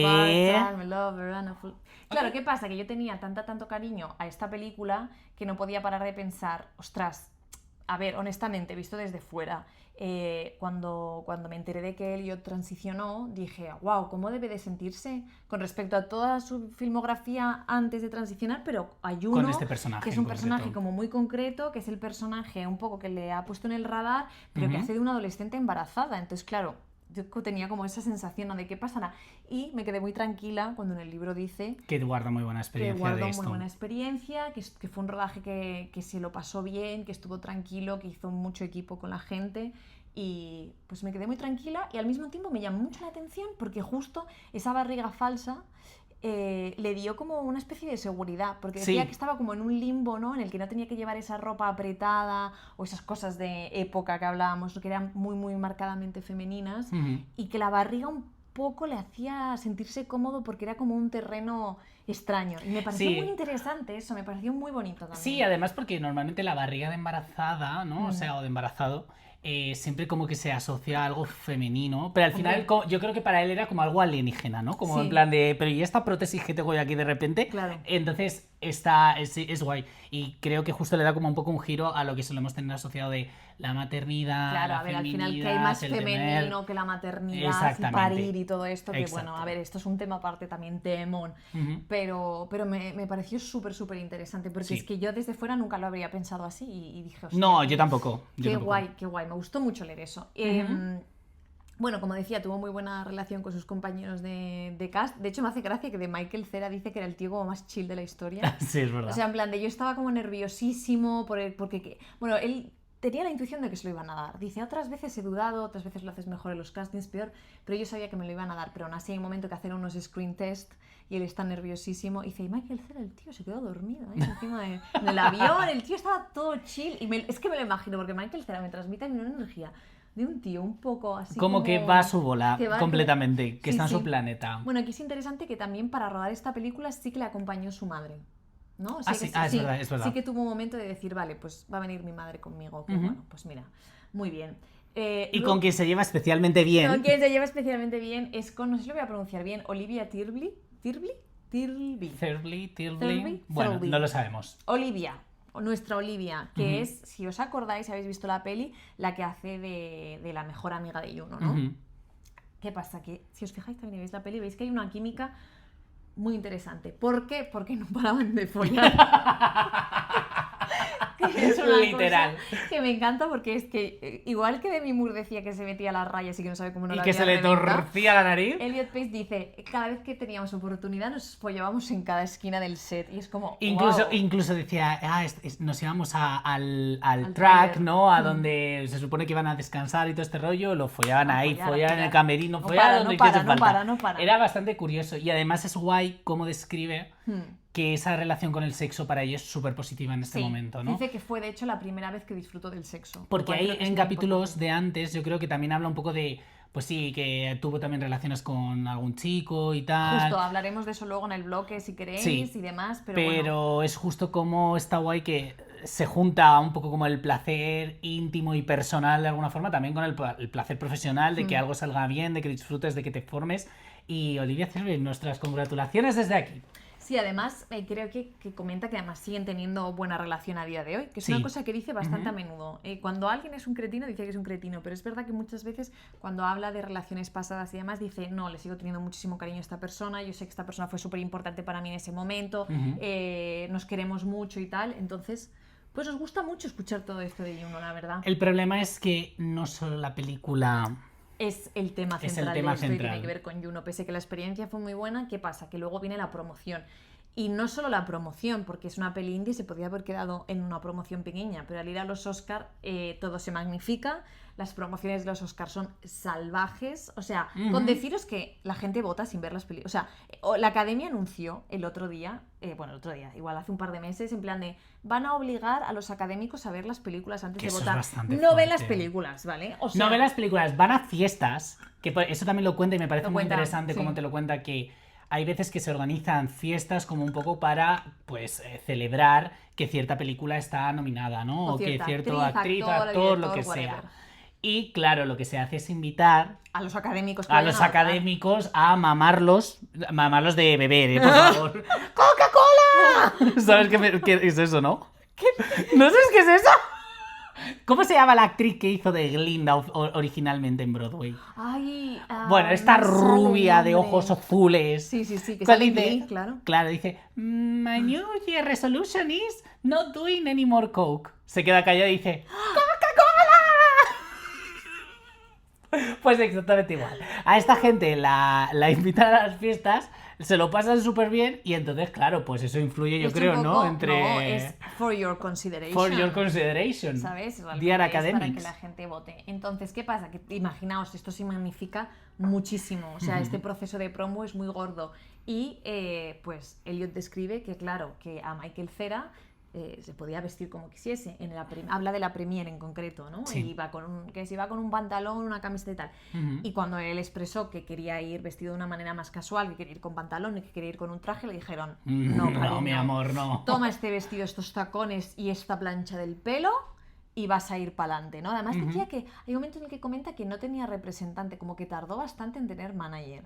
Y entonces, claro, decía, tampoco había nadie que luchase por mis intereses y ya, bueno, además vamos a hablar de una cosa y es el miedo que mete Hollywood constantemente No ser con la problemático, idea ¿no? de no seas problemático, que no digan que eres difícil y por lo tanto no te quejes. Claro, esto es siempre, es que lo vais a escuchar constantemente en plan de... En la "Bueno, industria sé que del eres cine, difícil". en la industria editorial, En todas partes. en todas No las seas industrias difícil, estas, ¿no? No te quejes, Sí. se va y sobre todo te voy a hundir la carrera o se te va a hundir la carrera si dices que eres gay, si dices que eres no sé qué, si cuentas tal cosa, ¿no? Entonces, claro, hay de repente un miedo de no puedo mostrar nada y encima en los Oscars, encima estoy nominada a una de las categorías principales. Entonces, claro, cuenta que todo este proceso de la promo fue un auténtico infierno. O sea, todo lo bonito que había sido rodar la película y todo lo bonito que trae la película de premios y demás y reconocimiento se ve opacado pues por pues esta situación que es un poco incontrolable, ¿no?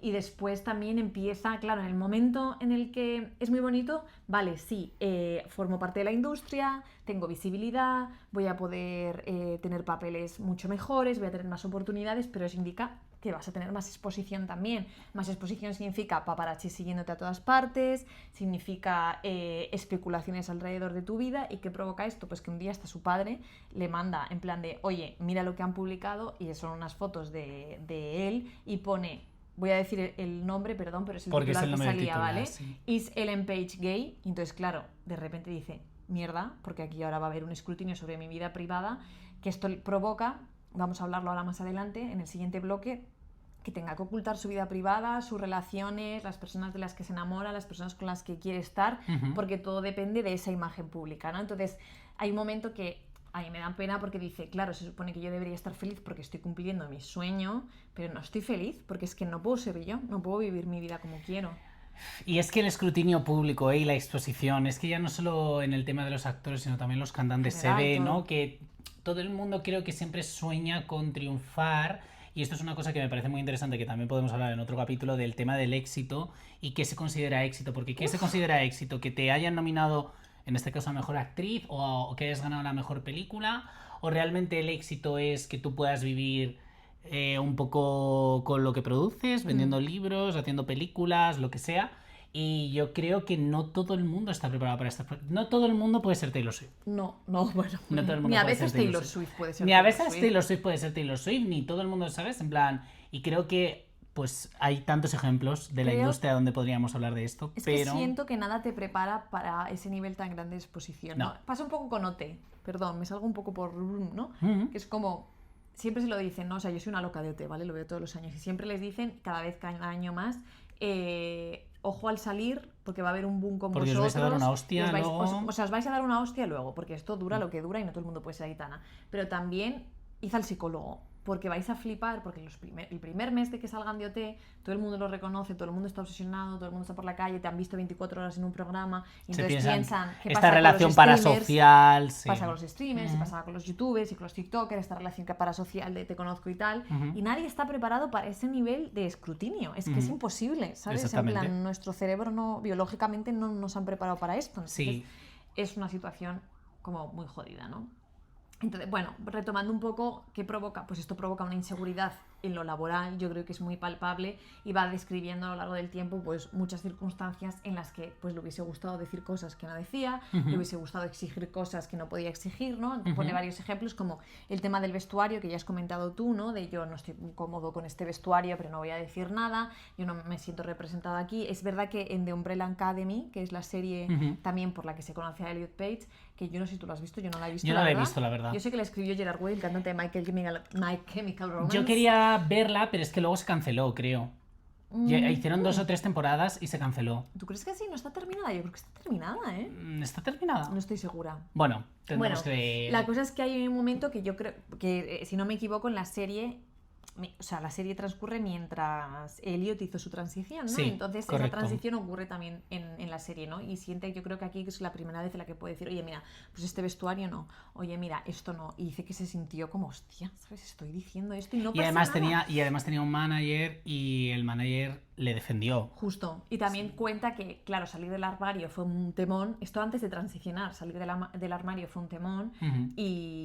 Y luego cuenta que hasta le fue mejor. Dices que yo toda mi vida profesional me habían dicho que lo ocultase, que esto iba a ser peor.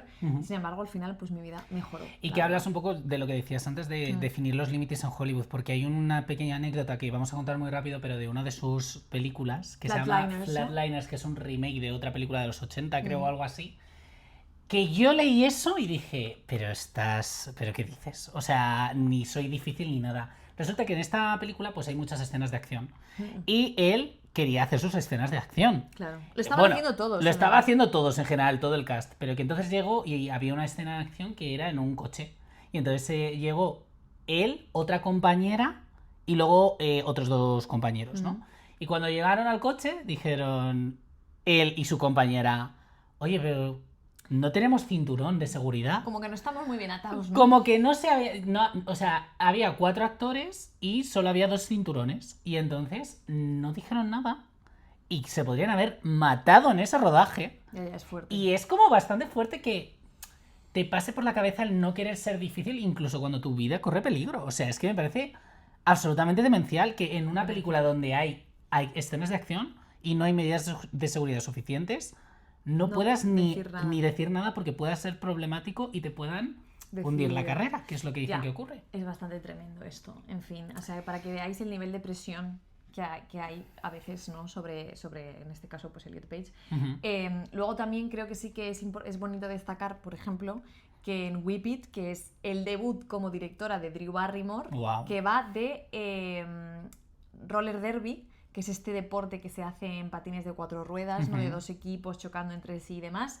La verdad es que mola bastante. Aquí sí que ya creo que empezó a conectar con gente de la industria que se parecía más a él, ¿no?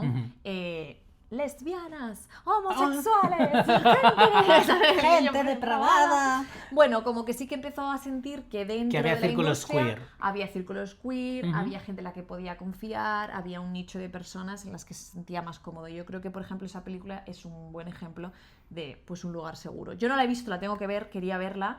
Yo como soy igual de buena que sus entrevistas, apaga y vámonos. Bueno, habrá que ver, qué pasa. Desde luego la premisa me parecía muy guay. Vamos a cerrar un poco aquí la etapa de la industria, porque es verdad que no habla mucho de películas que también, claro, el libro no sé exactamente cuándo se escribió, no lo tengo en mente. Creo que en 2020, ¿eh? Pero no, la verdad es que es lo que os decimos, es un poco desorganizado a la hora de hablar de las diferentes películas, entonces va saltando un poco, va mencionando momentos concretos cuando estaba rodando una película. Y mira, ahí pone 2023, pero no, ¿verdad? Yo creo que esto es... No, sí, igual es 2023. Pues a lo mejor sí es 2023. Claro, entonces, pues en este libro pues no tenemos tampoco mucha referencia del trabajo que está haciendo ahora actualmente, que me da ganas ahora después de haber leído la biografía de un poco más de en qué está metido. Un poco más en qué está metido y qué está haciendo, porque es verdad que yo tampoco he seguido mucho a Elliot Page de cerca. Vale, para rematar el último bloque vamos a hablar un poquito de sexualidad, de género, y vamos a tocar cosas que ya hemos tocado, ¿no? Porque, por ejemplo, yo aquí en mis notas tengo pues esto que hemos hablado de que él sentía ya de una manera muy primaria y no contaminada que no era una niña, que era una persona trans, ¿no? Lo que pasa es que, claro, cuando eres pequeño pues no tienes el concepto y no sabes ponerlo, ¿no? en palabras a lo mejor. Que pasaba mucho tiempo solo y demás, y que estaba todo el rato por encima de él, como esta idea de que si era un tomboy, que no encajaba en el grupo de niñas, jugaba al fútbol y no era como sus compañeras, y su madre quería, pero había algo que, ¿no? Como que cuadraba. Incluso una vez su abuela paterna le dijo a su padre: ¿qué vas a hacer si esta es una lesbiana? ¿Sabes? Sí, la verdad es que esa frase me hizo bastante gracia. ¿Cómo era en inglés? ¿Qué vas a hacer si she's a lesbian? She's a dick. A dyke. A dyke. A dyke. No, a dick no, a dyke, exactamente. No, a dyke, perdón. Sorry, my English. Tanto Newcastle. Tanto Newcastle, y mira, no he aprendido nada la jodida. No aprendiste la palabra bollera, de verdad. Lo verdaderamente importante. Sí, cómo ella va como tanteando, o sea, que ocurre eso, pero cómo va tanteando un poco oye, ¿y si puede ser que no? O sea, claro, desde el principio nota que hay algo pues que no encaja, ¿no? Entonces, claro, empiezan a surgir como un montón de preguntas, en plan, lo que le decías tú antes le pregunta a su madre de ¿puedo ser un chico? Claro, ahí no está todo lo que implica, ¿no? Esto, pero sí que ya empieza a haber algo. Entonces vamos a ir viendo como poco a poco van surgiendo dudas, se va enfrentando a situaciones, va entendiendo, no entendiendo lo que pasa a su alrededor. Sí. Hay un momento que a mí me pareció súper tierno, que es un momento que está en casa de unos amigos y entonces hay una piscina y él no llevaba bañador, y entonces el padre le dice: no te preocupes, hombre, yo te dejo un bañador. Y como eran todos niños, le da un espido.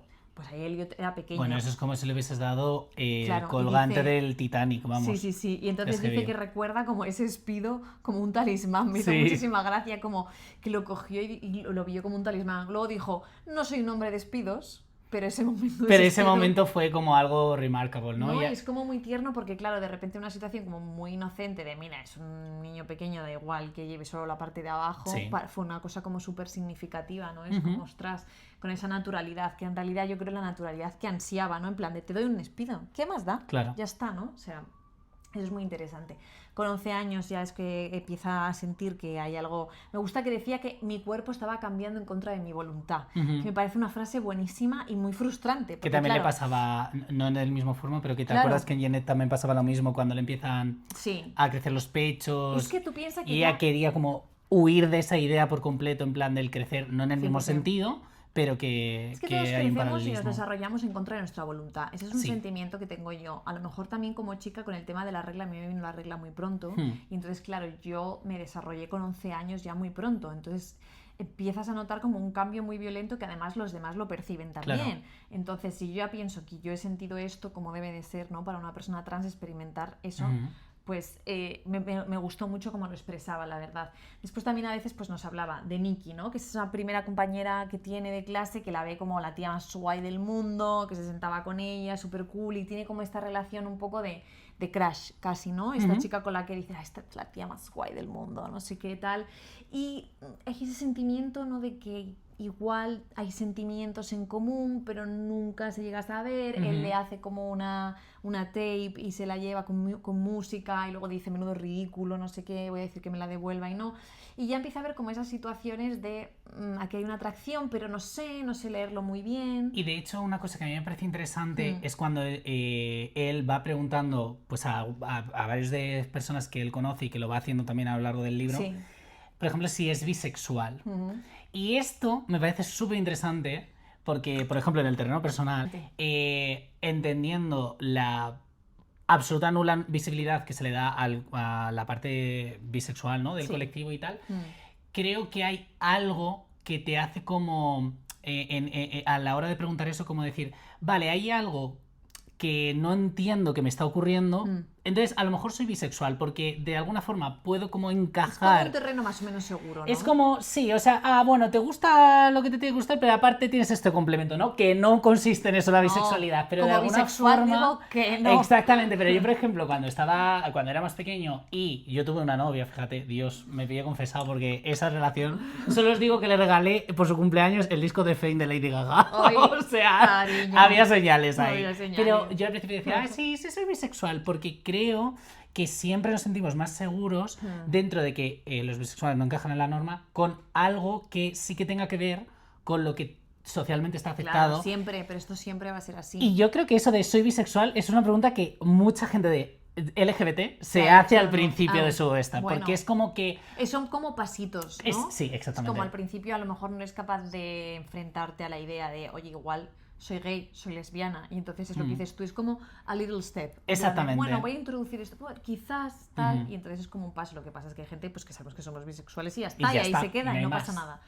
Pero es muy interesante también todo esto que estás planteando ahora, porque hay una racha de ya su preadolescencia, sobre todo adolescencia diría yo, que empieza a tener relaciones sexuales y empieza también a intentar tener relaciones afectivas con hombres, ¿no? Porque sí que hay algo que dice, bueno, porque además le pregunta a una amiga lo de, oye, soy bisexual, y la amiga le dice no. No, mi amor, no. Entonces dice, bueno, creo que esto es una cosa que le pasa a mucha gente dentro del colectivo, que es como, bueno, pues voy a intentar en este caso estar con hombres, porque a lo mejor si lo intento lo suficiente, pues me gusta, me acaba gustando. Es que es heavy esto. Bueno, pero claro, acabas llegando a esa conclusión porque si tu entorno no te apoya y no está normalizado, pues acabas diciendo, bueno, pues es que a lo mejor tengo que probar para ver si es que realmente estoy tan equivocado. Yo tiré la toalla bien pronto, muy Violeta. Hay luego eso, que claro, el viaje de cada uno es diferente. Claro. Pero yo estoy totalmente de acuerdo contigo, que al final siempre te intentas aferrar a algo que de alguna forma no te vaya a dar problemas con los demás, ¿no? Eso es, sí. Entonces, bueno, pues lo intenta, pero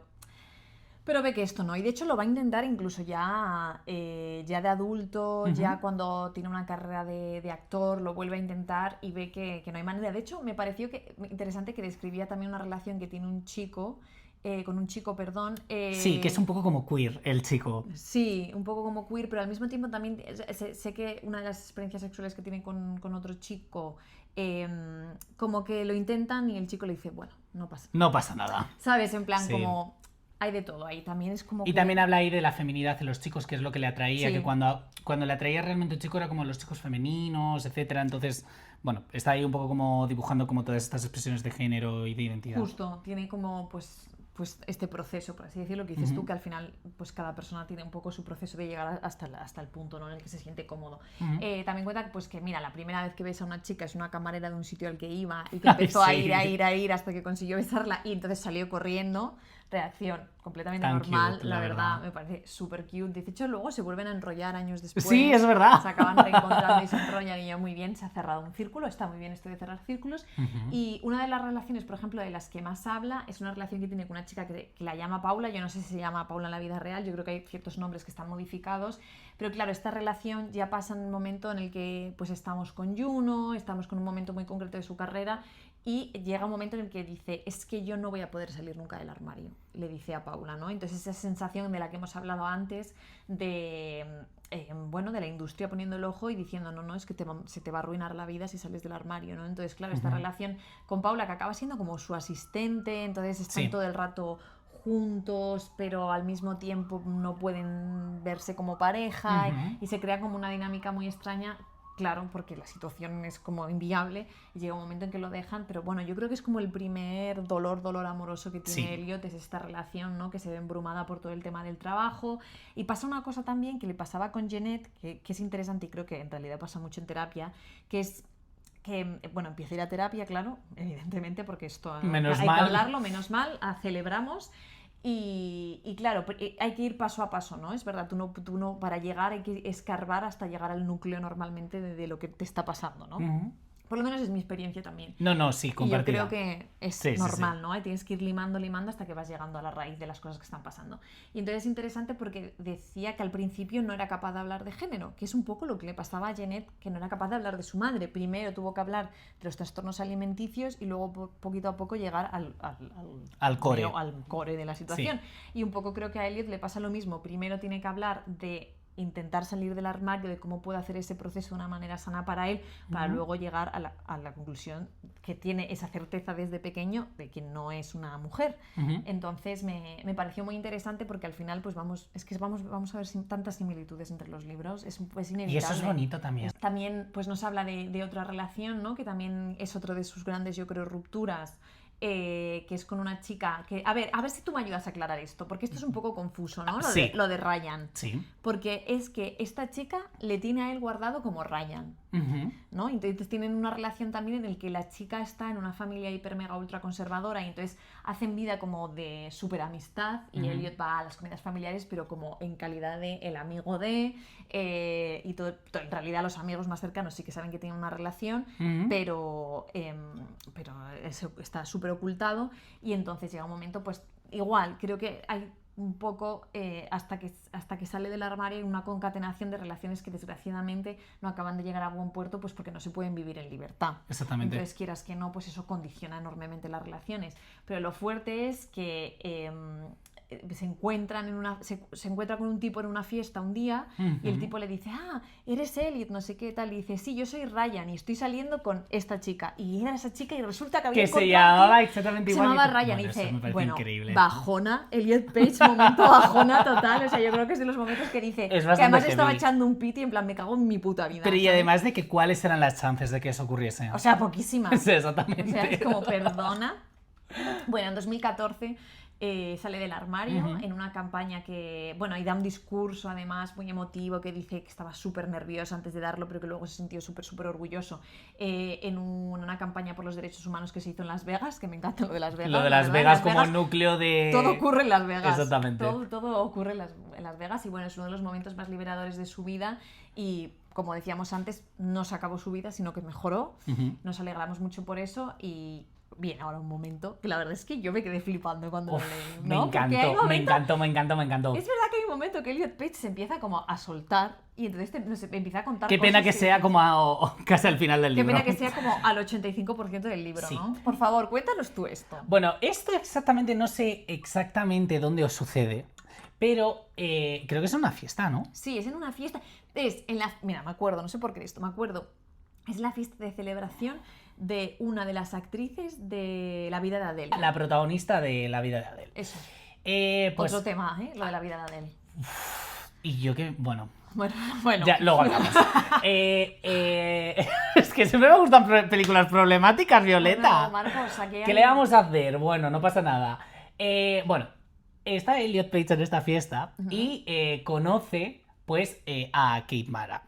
Sí, es una actriz que seguramente os sonará. A lo mejor no por nombre, pero si le ponéis cara, pondremos una foto. Si la googleáis, sí, os le pondremos una foto, pero si la googleáis seguro que la habéis visto en algún momento. Sí, 100%.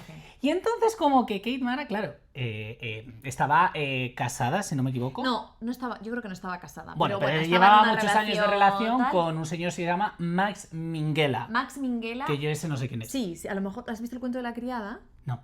Bueno, pues sale en el cuento de la criada, es, para no hacer spoilers, el chofer de la primera temporada del cuento de la criada. Vale. O sea, que muere al final. No lo sé. Vale. No, lo que pasa es que ese personaje, pues claro. Vale, tiene su trasfondo. Eso es. Pues entonces Kate Mara estaba con Max. Pero Elliot pues como que de repente empieza a hablar con Kate, tal, no sé qué, tal, y de repente como que empieza a notar que Kate, no sé si es el champán o qué es, pero está flirting un poco y ella está como, pero bueno, si está ahí tu marido, y yo, hijo mío, tan queer, y ahora de repente te pones así, no, bueno, y entonces ¿qué dice la Kate Mara? No, si a Max no le importa, es que no le importa. Y claro, Elliot se queda un poco como diciendo, pero seguro, sí, no le importa. Y entonces lo que ocurre es que empieza un poco como a explorar esta relación con Kate Mara, que se describe de una forma... ¿Sabéis cuando pensabais que le gustabais a alguien? Resulta que a lo mejor no le gustabais tanto. Pues yo creo que pasa un poco igual, en el sentido de que Elliot como que pone mucho como en esa relación, yo creo que también... Pone toda la carne en el asador. Pone toda la carne en el asador, también yo creo que viene de otro tipo de dinámicas. Y entonces, claro, de repente yo creo que se siente entendido, visto por esta persona. Y que es como una cosa, o sea, yo no sé qué sensación tuviste tú al leerlo, pero yo tuve una sensación de una cosa como muy abierta. Sí, como muy genuina. Es como, me encanta que se hable de las relaciones abiertas así de natural en los libros, porque mucha gente tiende como a utilizar como estas dinámicas como diciendo, bueno, esto es por un fallo de relación, ¿no? Pues la Kate Mara pues no le iría también con el Max, tal. Y es como, no, es que a lo mejor lo que puede pasar es que efectivamente haya un consentimiento entre ellos, que es lo que ocurría en esta pareja, y entonces, bueno, pues quieren explorar otras cosas porque no es una trieja. No, es importante. Aquí no es una trieja.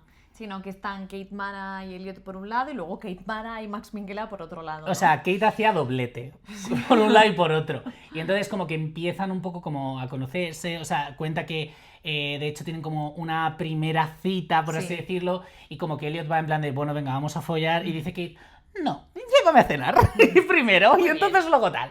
Y es como, sí, me gustan a mí las cosas bien hechas. Y entonces lo que pasa es que al final...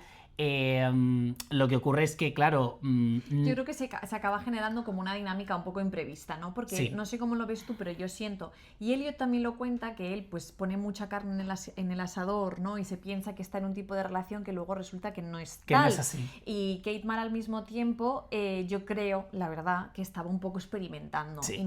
Y siempre se habla... desde el máximo cariño, ¿eh? Elliot habla muy bien de Kate, incluso después de esto.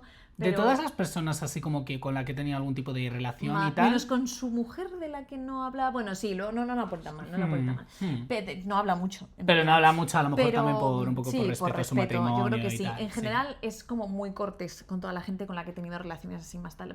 Pero da un poco la sensación de que Kate estaba explorando un poco su sexualidad y no lo hacía con mala intención, pero yo creo que el nivel de compromiso a lo mejor que tenía cada una era diferente. Y de hecho, pero sí que hay un momento que Kate Mara le dice, es que esto yo no me lo esperaba porque yo no pensaba que me pudiese enamorar de dos personas, pero es que yo no voy a dejar a Max porque yo tengo mi vida con Max. Llevan 7 o 10 años juntos, sí, o algo así, o sea, lleva mucho tiempo. Y luego llega un momento en que Kate y Max lo dejan, pero Kate no es que Kate le deje a Max para irse con Elliot, sino que le dejan por otras circunstancias, ¿no? Entonces Elliot dice, vale, es que no la ha dejado para venirse conmigo, es que esto no va a desembocar en una relación, ¿no? Y hace una reflexión un poco interesante de, bueno, a veces he visto las relaciones como yo quería verlas y no lo que ocurría de verdad. Yo creo que a todos nos ha pasado en algún momento y es una cosa un proceso un poco natural porque hay un proceso de aprendizaje y expectativas, ¿no? Pero me pareció muy interesante la manera súper, hiper, mega abierta con la que habla de esto. Y ahora sí que tengo apuntado, es verdad, lo de su mujer, que no lo menciona mucho, pero igual que son 2 líneas, es muy fuerte. No, sí, es un párrafo 2, ¿eh? Yo supongo, como dices tú, que tiene que ver que a lo mejor con cosas privadas que no ha querido tal, o incluso que puede ser que la mujer le haya dicho, mira, no quiero que hables de mí. Que cuentes esto, con las biografías nunca se sabe muy bien, ¿no?, qué pasa exactamente, pero bueno, sí que me parece interesante que hace una reflexión de que el matrimonio no funciona y que después, que se vuelca muchísimo en ese matrimonio, que deja de ir a terapia, o sea, no que se vuelca, que se vuelca de una manera un poco incluso obsesiva y negativa, y una vez que se dan una pausa y empieza a volver a ir a terapia él reflexiona y empieza a ver que había hecho algunas cosas mal, pero no nos las cuenta. No nos la cuenta. Ya hablaré de esto en la conclusión del episodio. Algunas cosas mal y que empiece la terapia y tal, y dice algo como que se daba cuenta de que muchos de los problemas que tenía en la relación no eran tanto por la relación en sí o el matrimonio en sí, sino son cosas que él no tenía solucionadas. Entonces es bastante interesante, ¿no?, esto, y creo que pues suele pasar bastante. Sí. Pero llega un momento también en el que dice que, y ya estamos concluyendo, que justo en ese momento que empiece la terapia, después de esta ruptura, que llega el COVID también, que es un momento en el que al final todos nos tuvimos que encerrar y irremediablemente es un momento en el que pues estás contigo mismo para pensar porque mucho más no había que hacer. Además él se va a vivir como a una especie de cabaña que tienen sus familiares, está súper aislado, está solo con su perro y demás. Y hay un momento que dice, bueno, ya llega a la conclusión de que tiene que transicionar. De hecho hay un momento hasta que creo que es que se pega a sí mismo, se hace mucho daño y de repente dice que algo le hace clic después de mucho proceso y de toda esta historia y dice, vale, es ahora. Además dice la frase como, es ahora o nunca, es vivir o morir. Entonces él dice, vale, hay algo que me hizo clic y entonces empecé mi proceso de transición y kind of acaba aquí el libro. Sí. ¡Wow! Acaba diciendo que ahora le quedan muchas cosas más por vivir. Sí. O sea, lo cual es bonito. La conclusión del libro es bastante positiva. Es positiva, ¿no? Después de, al final, ¿crees que no? Si recapitulamos todo lo que hemos contado, hay muchos momentos muy difíciles, pero es verdad que esta transición yo siento que la ve como un momento de, venga, puedo seguir adelante. Y creo que es bonito también porque siempre pensamos que él transicionó con 33 años, siempre pensamos que es demasiado tarde ya con 30 años, de repente como persona de 31 os digo que no, ¿sabes? Como que quedan muchas cosas por hacer y muchas cosas positivas y muchas ilusiones. Y entonces me parece que es bonito ese cierre de decir, venga, empieza una nueva etapa, ¿no? Ahora ya siento y a lo mejor hay un Page Boy parte 2 en algún momento. Ah, pues puede ¿Quién ser. sabe? Seguro que sí, hay muchas celebrities con más de una biografía, ¿eh? Dolly Parton. Dolly Parton, por ejemplo. Cher parte 1, parte 2. Bueno, Cher es que puede contarnos. Cher todavía no nos hemos atrevido. Con todos mis respetos, pero el Pleistoceno también estaba allí. Exactamente. Bueno, y con esto concluye el libro. Con esto concluye el libro, efectivamente. Vamos a hacer un poquito de recap. Vamos a hacer un poquito de recap y damos nuestras valoraciones y demás. ¿Quieres empezar tú o empiezo yo? Empiezo yo, si quieres. Venga, pero vamos a estar muy alineados por lo que hemos hablado. Sí. ¿Qué me pasa a mí con este libro? Este libro es un libro de titulares. En el sentido de, hay una cosa principal con este libro y que me da mucha pena porque yo no lo he podido disfrutar y me ha costado leerlo mucho más que los otros. Porque está muy, muy, muy desorganizado. Está muy desorganizado y de verdad que es un problema. Y yo a tope con las narrativas desestructuradas y hay un momento en el que hay mucha gente que dice, y lo respeto y lo comprendo perfectamente, que es este proceso no es un proceso lineal. Ningún proceso psicológico y menos una transición son lineales. Todos reculamos, volvemos, iremos, pero eso no significa que no se pueda contar, yo creo, una narrativa más lineal que ayude al espectador y le acompañe, porque honestamente yo me olvidaba. Es que yo me olvidaba de quién era quién. La gente gorda que sale muchas veces, en plan, la madre, el padre, no, porque es muy recurrente, pero os juro que hay muchas personas que no hemos mencionado y que se pierden un poco en esta marea de confusión. Me cuesta entender en qué año, cuántos años tenía en X momento, me cuesta entender esta película, tengo que ir a buscar el año para entender, o sea, es muy difícil, no hay referencias a las que agarrarse para entender un poco el timeline de los acontecimientos. Y creo que no le beneficia nada a este libro. Por ejemplo, el de Paris Hilton hace una cosa muy bien. Paris Hilton habla mucho de su TDAH y es muy interesante y es caótica en la narración, ¿no? Sí. Yo tengo la sensación de que, por ejemplo, en Paris Hilton sí que ha habido o una escritora fantasma o alguien en la editorial que ha puesto mucho orden a la cabeza de Paris Hilton. Y está muy bien traído, porque es que está muy bien escrito el libro, ¿no?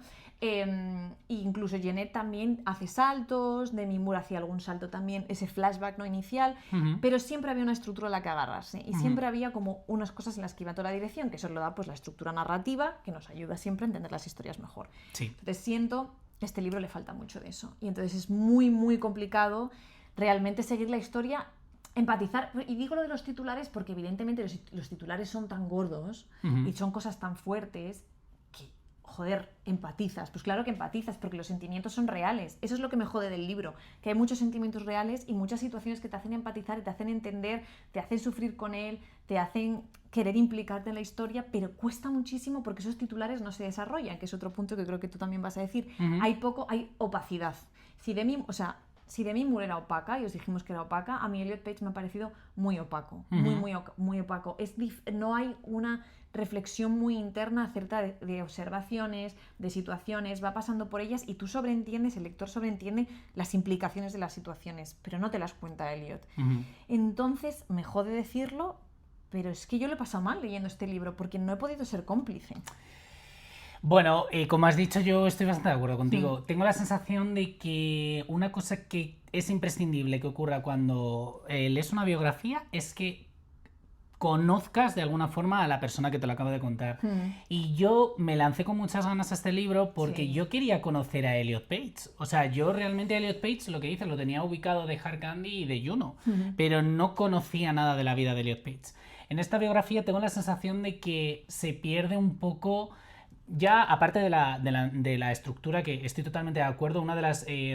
o sea, estuve viendo algunas reviews para ver qué le había parecido a la gente en Fable, que Fable es como Goodreads, pero para la gente guay como yo. Y ahí había una persona que decía, ¿no sabéis lo que es una biografía? Claro que no sé qué, claro que no sé qué. Y uno de los puntos era, claro que está desestructurada, porque claro que es una biografía. Es como, no, lo que tú dices, ¿no? En plan de...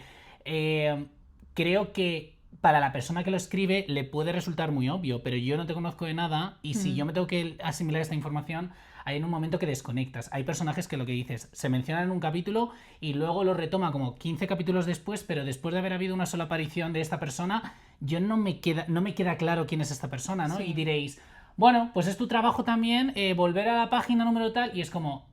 Claro que sí, en ciertas ocasiones, pero yo no puedo estar haciendo constantemente esto con una lectura, porque lo que estoy haciendo es interrumpir el flujo de la lectura y al final parece que estoy haciendo una labor de investigación que el propio autor en este caso no ha hecho. Creo que es un libro lleno de muy buenas intenciones, creo que es un libro al que le falta un trabajo muy grande de editing, que simplemente Elliot Page, sí que me lo creo que lo haya escrito él. Sí, yo también. 100%. Pero yo creo que esto lo entregó al editor o a la editora y dijo, venga, pues pa'lante.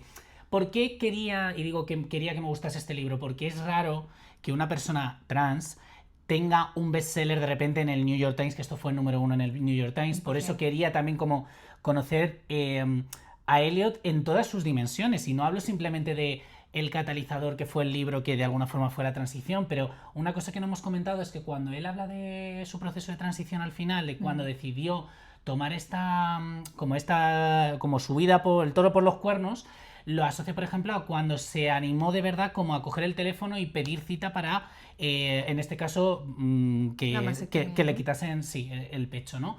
Y es como, sí, pero es lo que dices tú, me parece como que los temas son realmente superficiales. Creo que falta profundidad, creo que hay poco ejercicio también de análisis de autoinspección, sí, y de que quién mejor que una persona trans me va a contar la experiencia de una persona trans.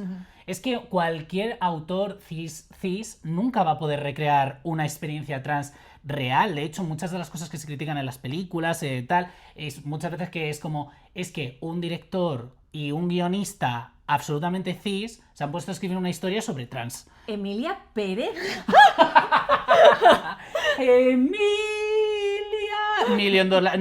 Dallas Buyers Club, todo esto. Bueno, es como, ¿quién mejor que una persona como Elliot Page para llevarnos de la mano por esa experiencia y de alguna forma hablarnos?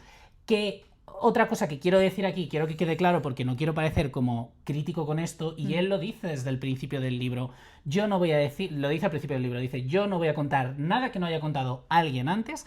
Y la experiencia de las personas trans tampoco es una sola experiencia. Claro, no es universal. No podemos esperar encontrar el manifiesto trans en el libro de Page Boy. Por supuesto. Pero sí que yo me quedo con la sensación de no terminar de entender muchas partes que son esenciales en su vida porque él mismo las da algunos trazos sobre ellas, exactamente. Da trazos, les otorga un punto de importancia. Le da como un punto y un foco en un momento, pero enseguida como que eso pasa por delante y es como, eso es lo que me ha dado mucha pena de este libro. Ha sido costoso de seguir, ha sido una lectura que incluso yo me compré también el audiolibro porque estaba de oferta en la mejor aplicación que os recomiendo, que es Libro FM. No me sponsorean de momento, pero incluso él narrando esta biografía es que está aburrido. O sea, te lo juro, Violeta, os ponéis un trozo del audiolibro, es como, no hay emoción, no hay, no sé, no hay como una conexión casi ni con el texto, que no digo que no tengo una conexión con el texto, pero no ha habido nada en esta experiencia que yo haya dicho, joder, Elliot Page, lo has hecho de puta madre. Que me parece muy bien, me alegro mucho por él, tengo muchas ganas de ver cómo sigue haciendo las cosas, tengo ganas de ver Umbrella Academy, y creo que hay cosas muy interesantes que ponen el foco y que de las que hemos estado desgranando. pero sí que creo que como producto de biografía es un poco flojo.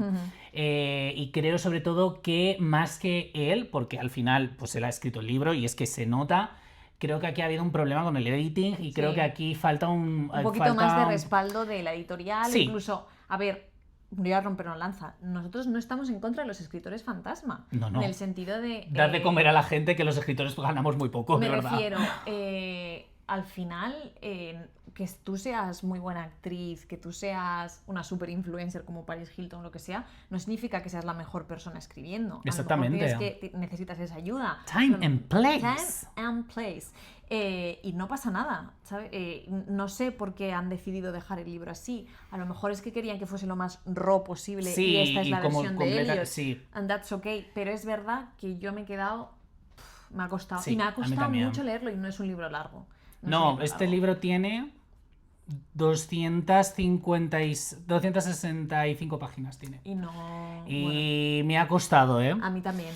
Y me sabe muy mal tener que llegar ahora a la parte de las valoraciones, la verdad. Venga.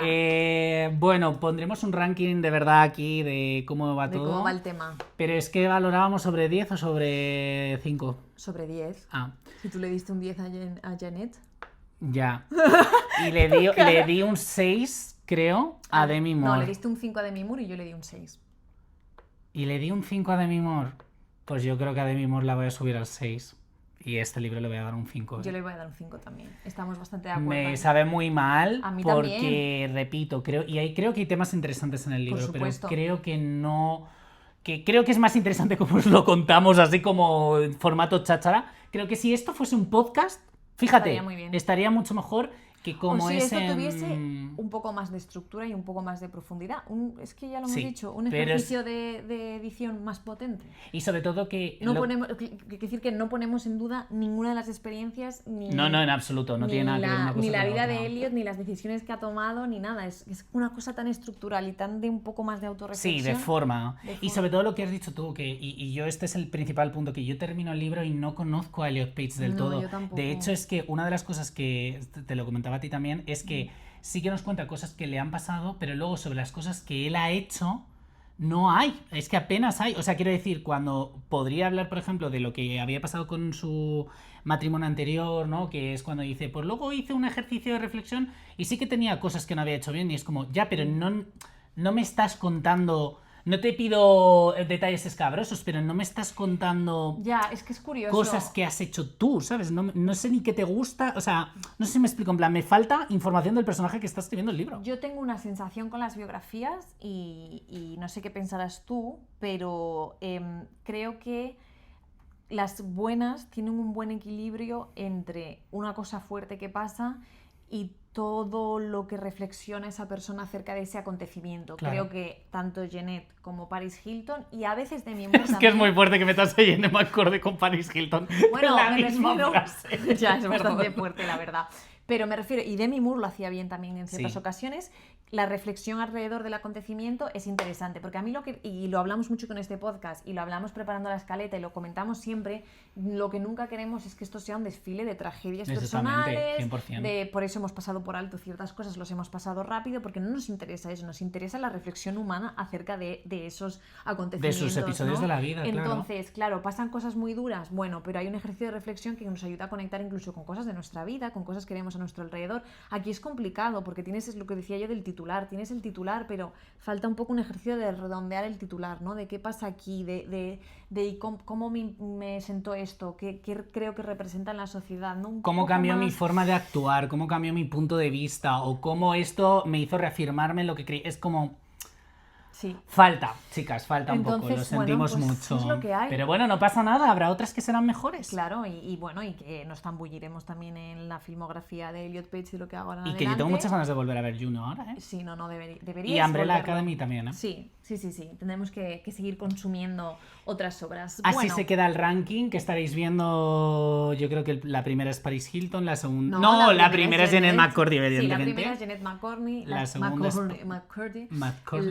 La segunda es Paris Hilton, la tercera Demi Moore y el cuarto es Elliot Page. Y bueno, pues veremos cuál es el siguiente. ¿Revelamos ya a quién vamos a leer? yo creo que podemos hacerlo. Podemos hacerlo. Vamos a leer Love Pamela, de Pamela Anderson. O sea, no os podéis ni imaginar la ilusión que me hace leer la biografía de Pamela Anderson. No tengo absolutamente ni idea de Pamela Anderson más allá de Los Vigilantes de la Playa y que Lorde la ha metido en su disco, por cierto. Porque todo el mundo está hablando de Pamela Anderson. We love Pamela. O sea, es Vale. que yo vi su documental, chicos, también. Si os queréis preparar para el siguiente episodio, vais a leer el libro, también os recomiendo que veáis el documental que le hizo su hijo, ¿vale? Su hijo decidió hacerle un documental a su madre. Hostia. Y es una cosa tan bonita y vais a decir, es que esta señora la amo. O sea, Sí. la amo. Yo tengo un cariño especial venga, vale. por Pamela Anderson, así que estoy muy contenta. Yo estoy También le he deseando saber dedicado una qué pasa. canción Rigoberta Bandini. Pues chicos, chicas, chicas, nos sintonizáis en el próximo episodio. Esperemos que lo hayáis disfrutado y Nos vemos pues pronto. bueno, sí, nos vemos pronto. ¡Chao!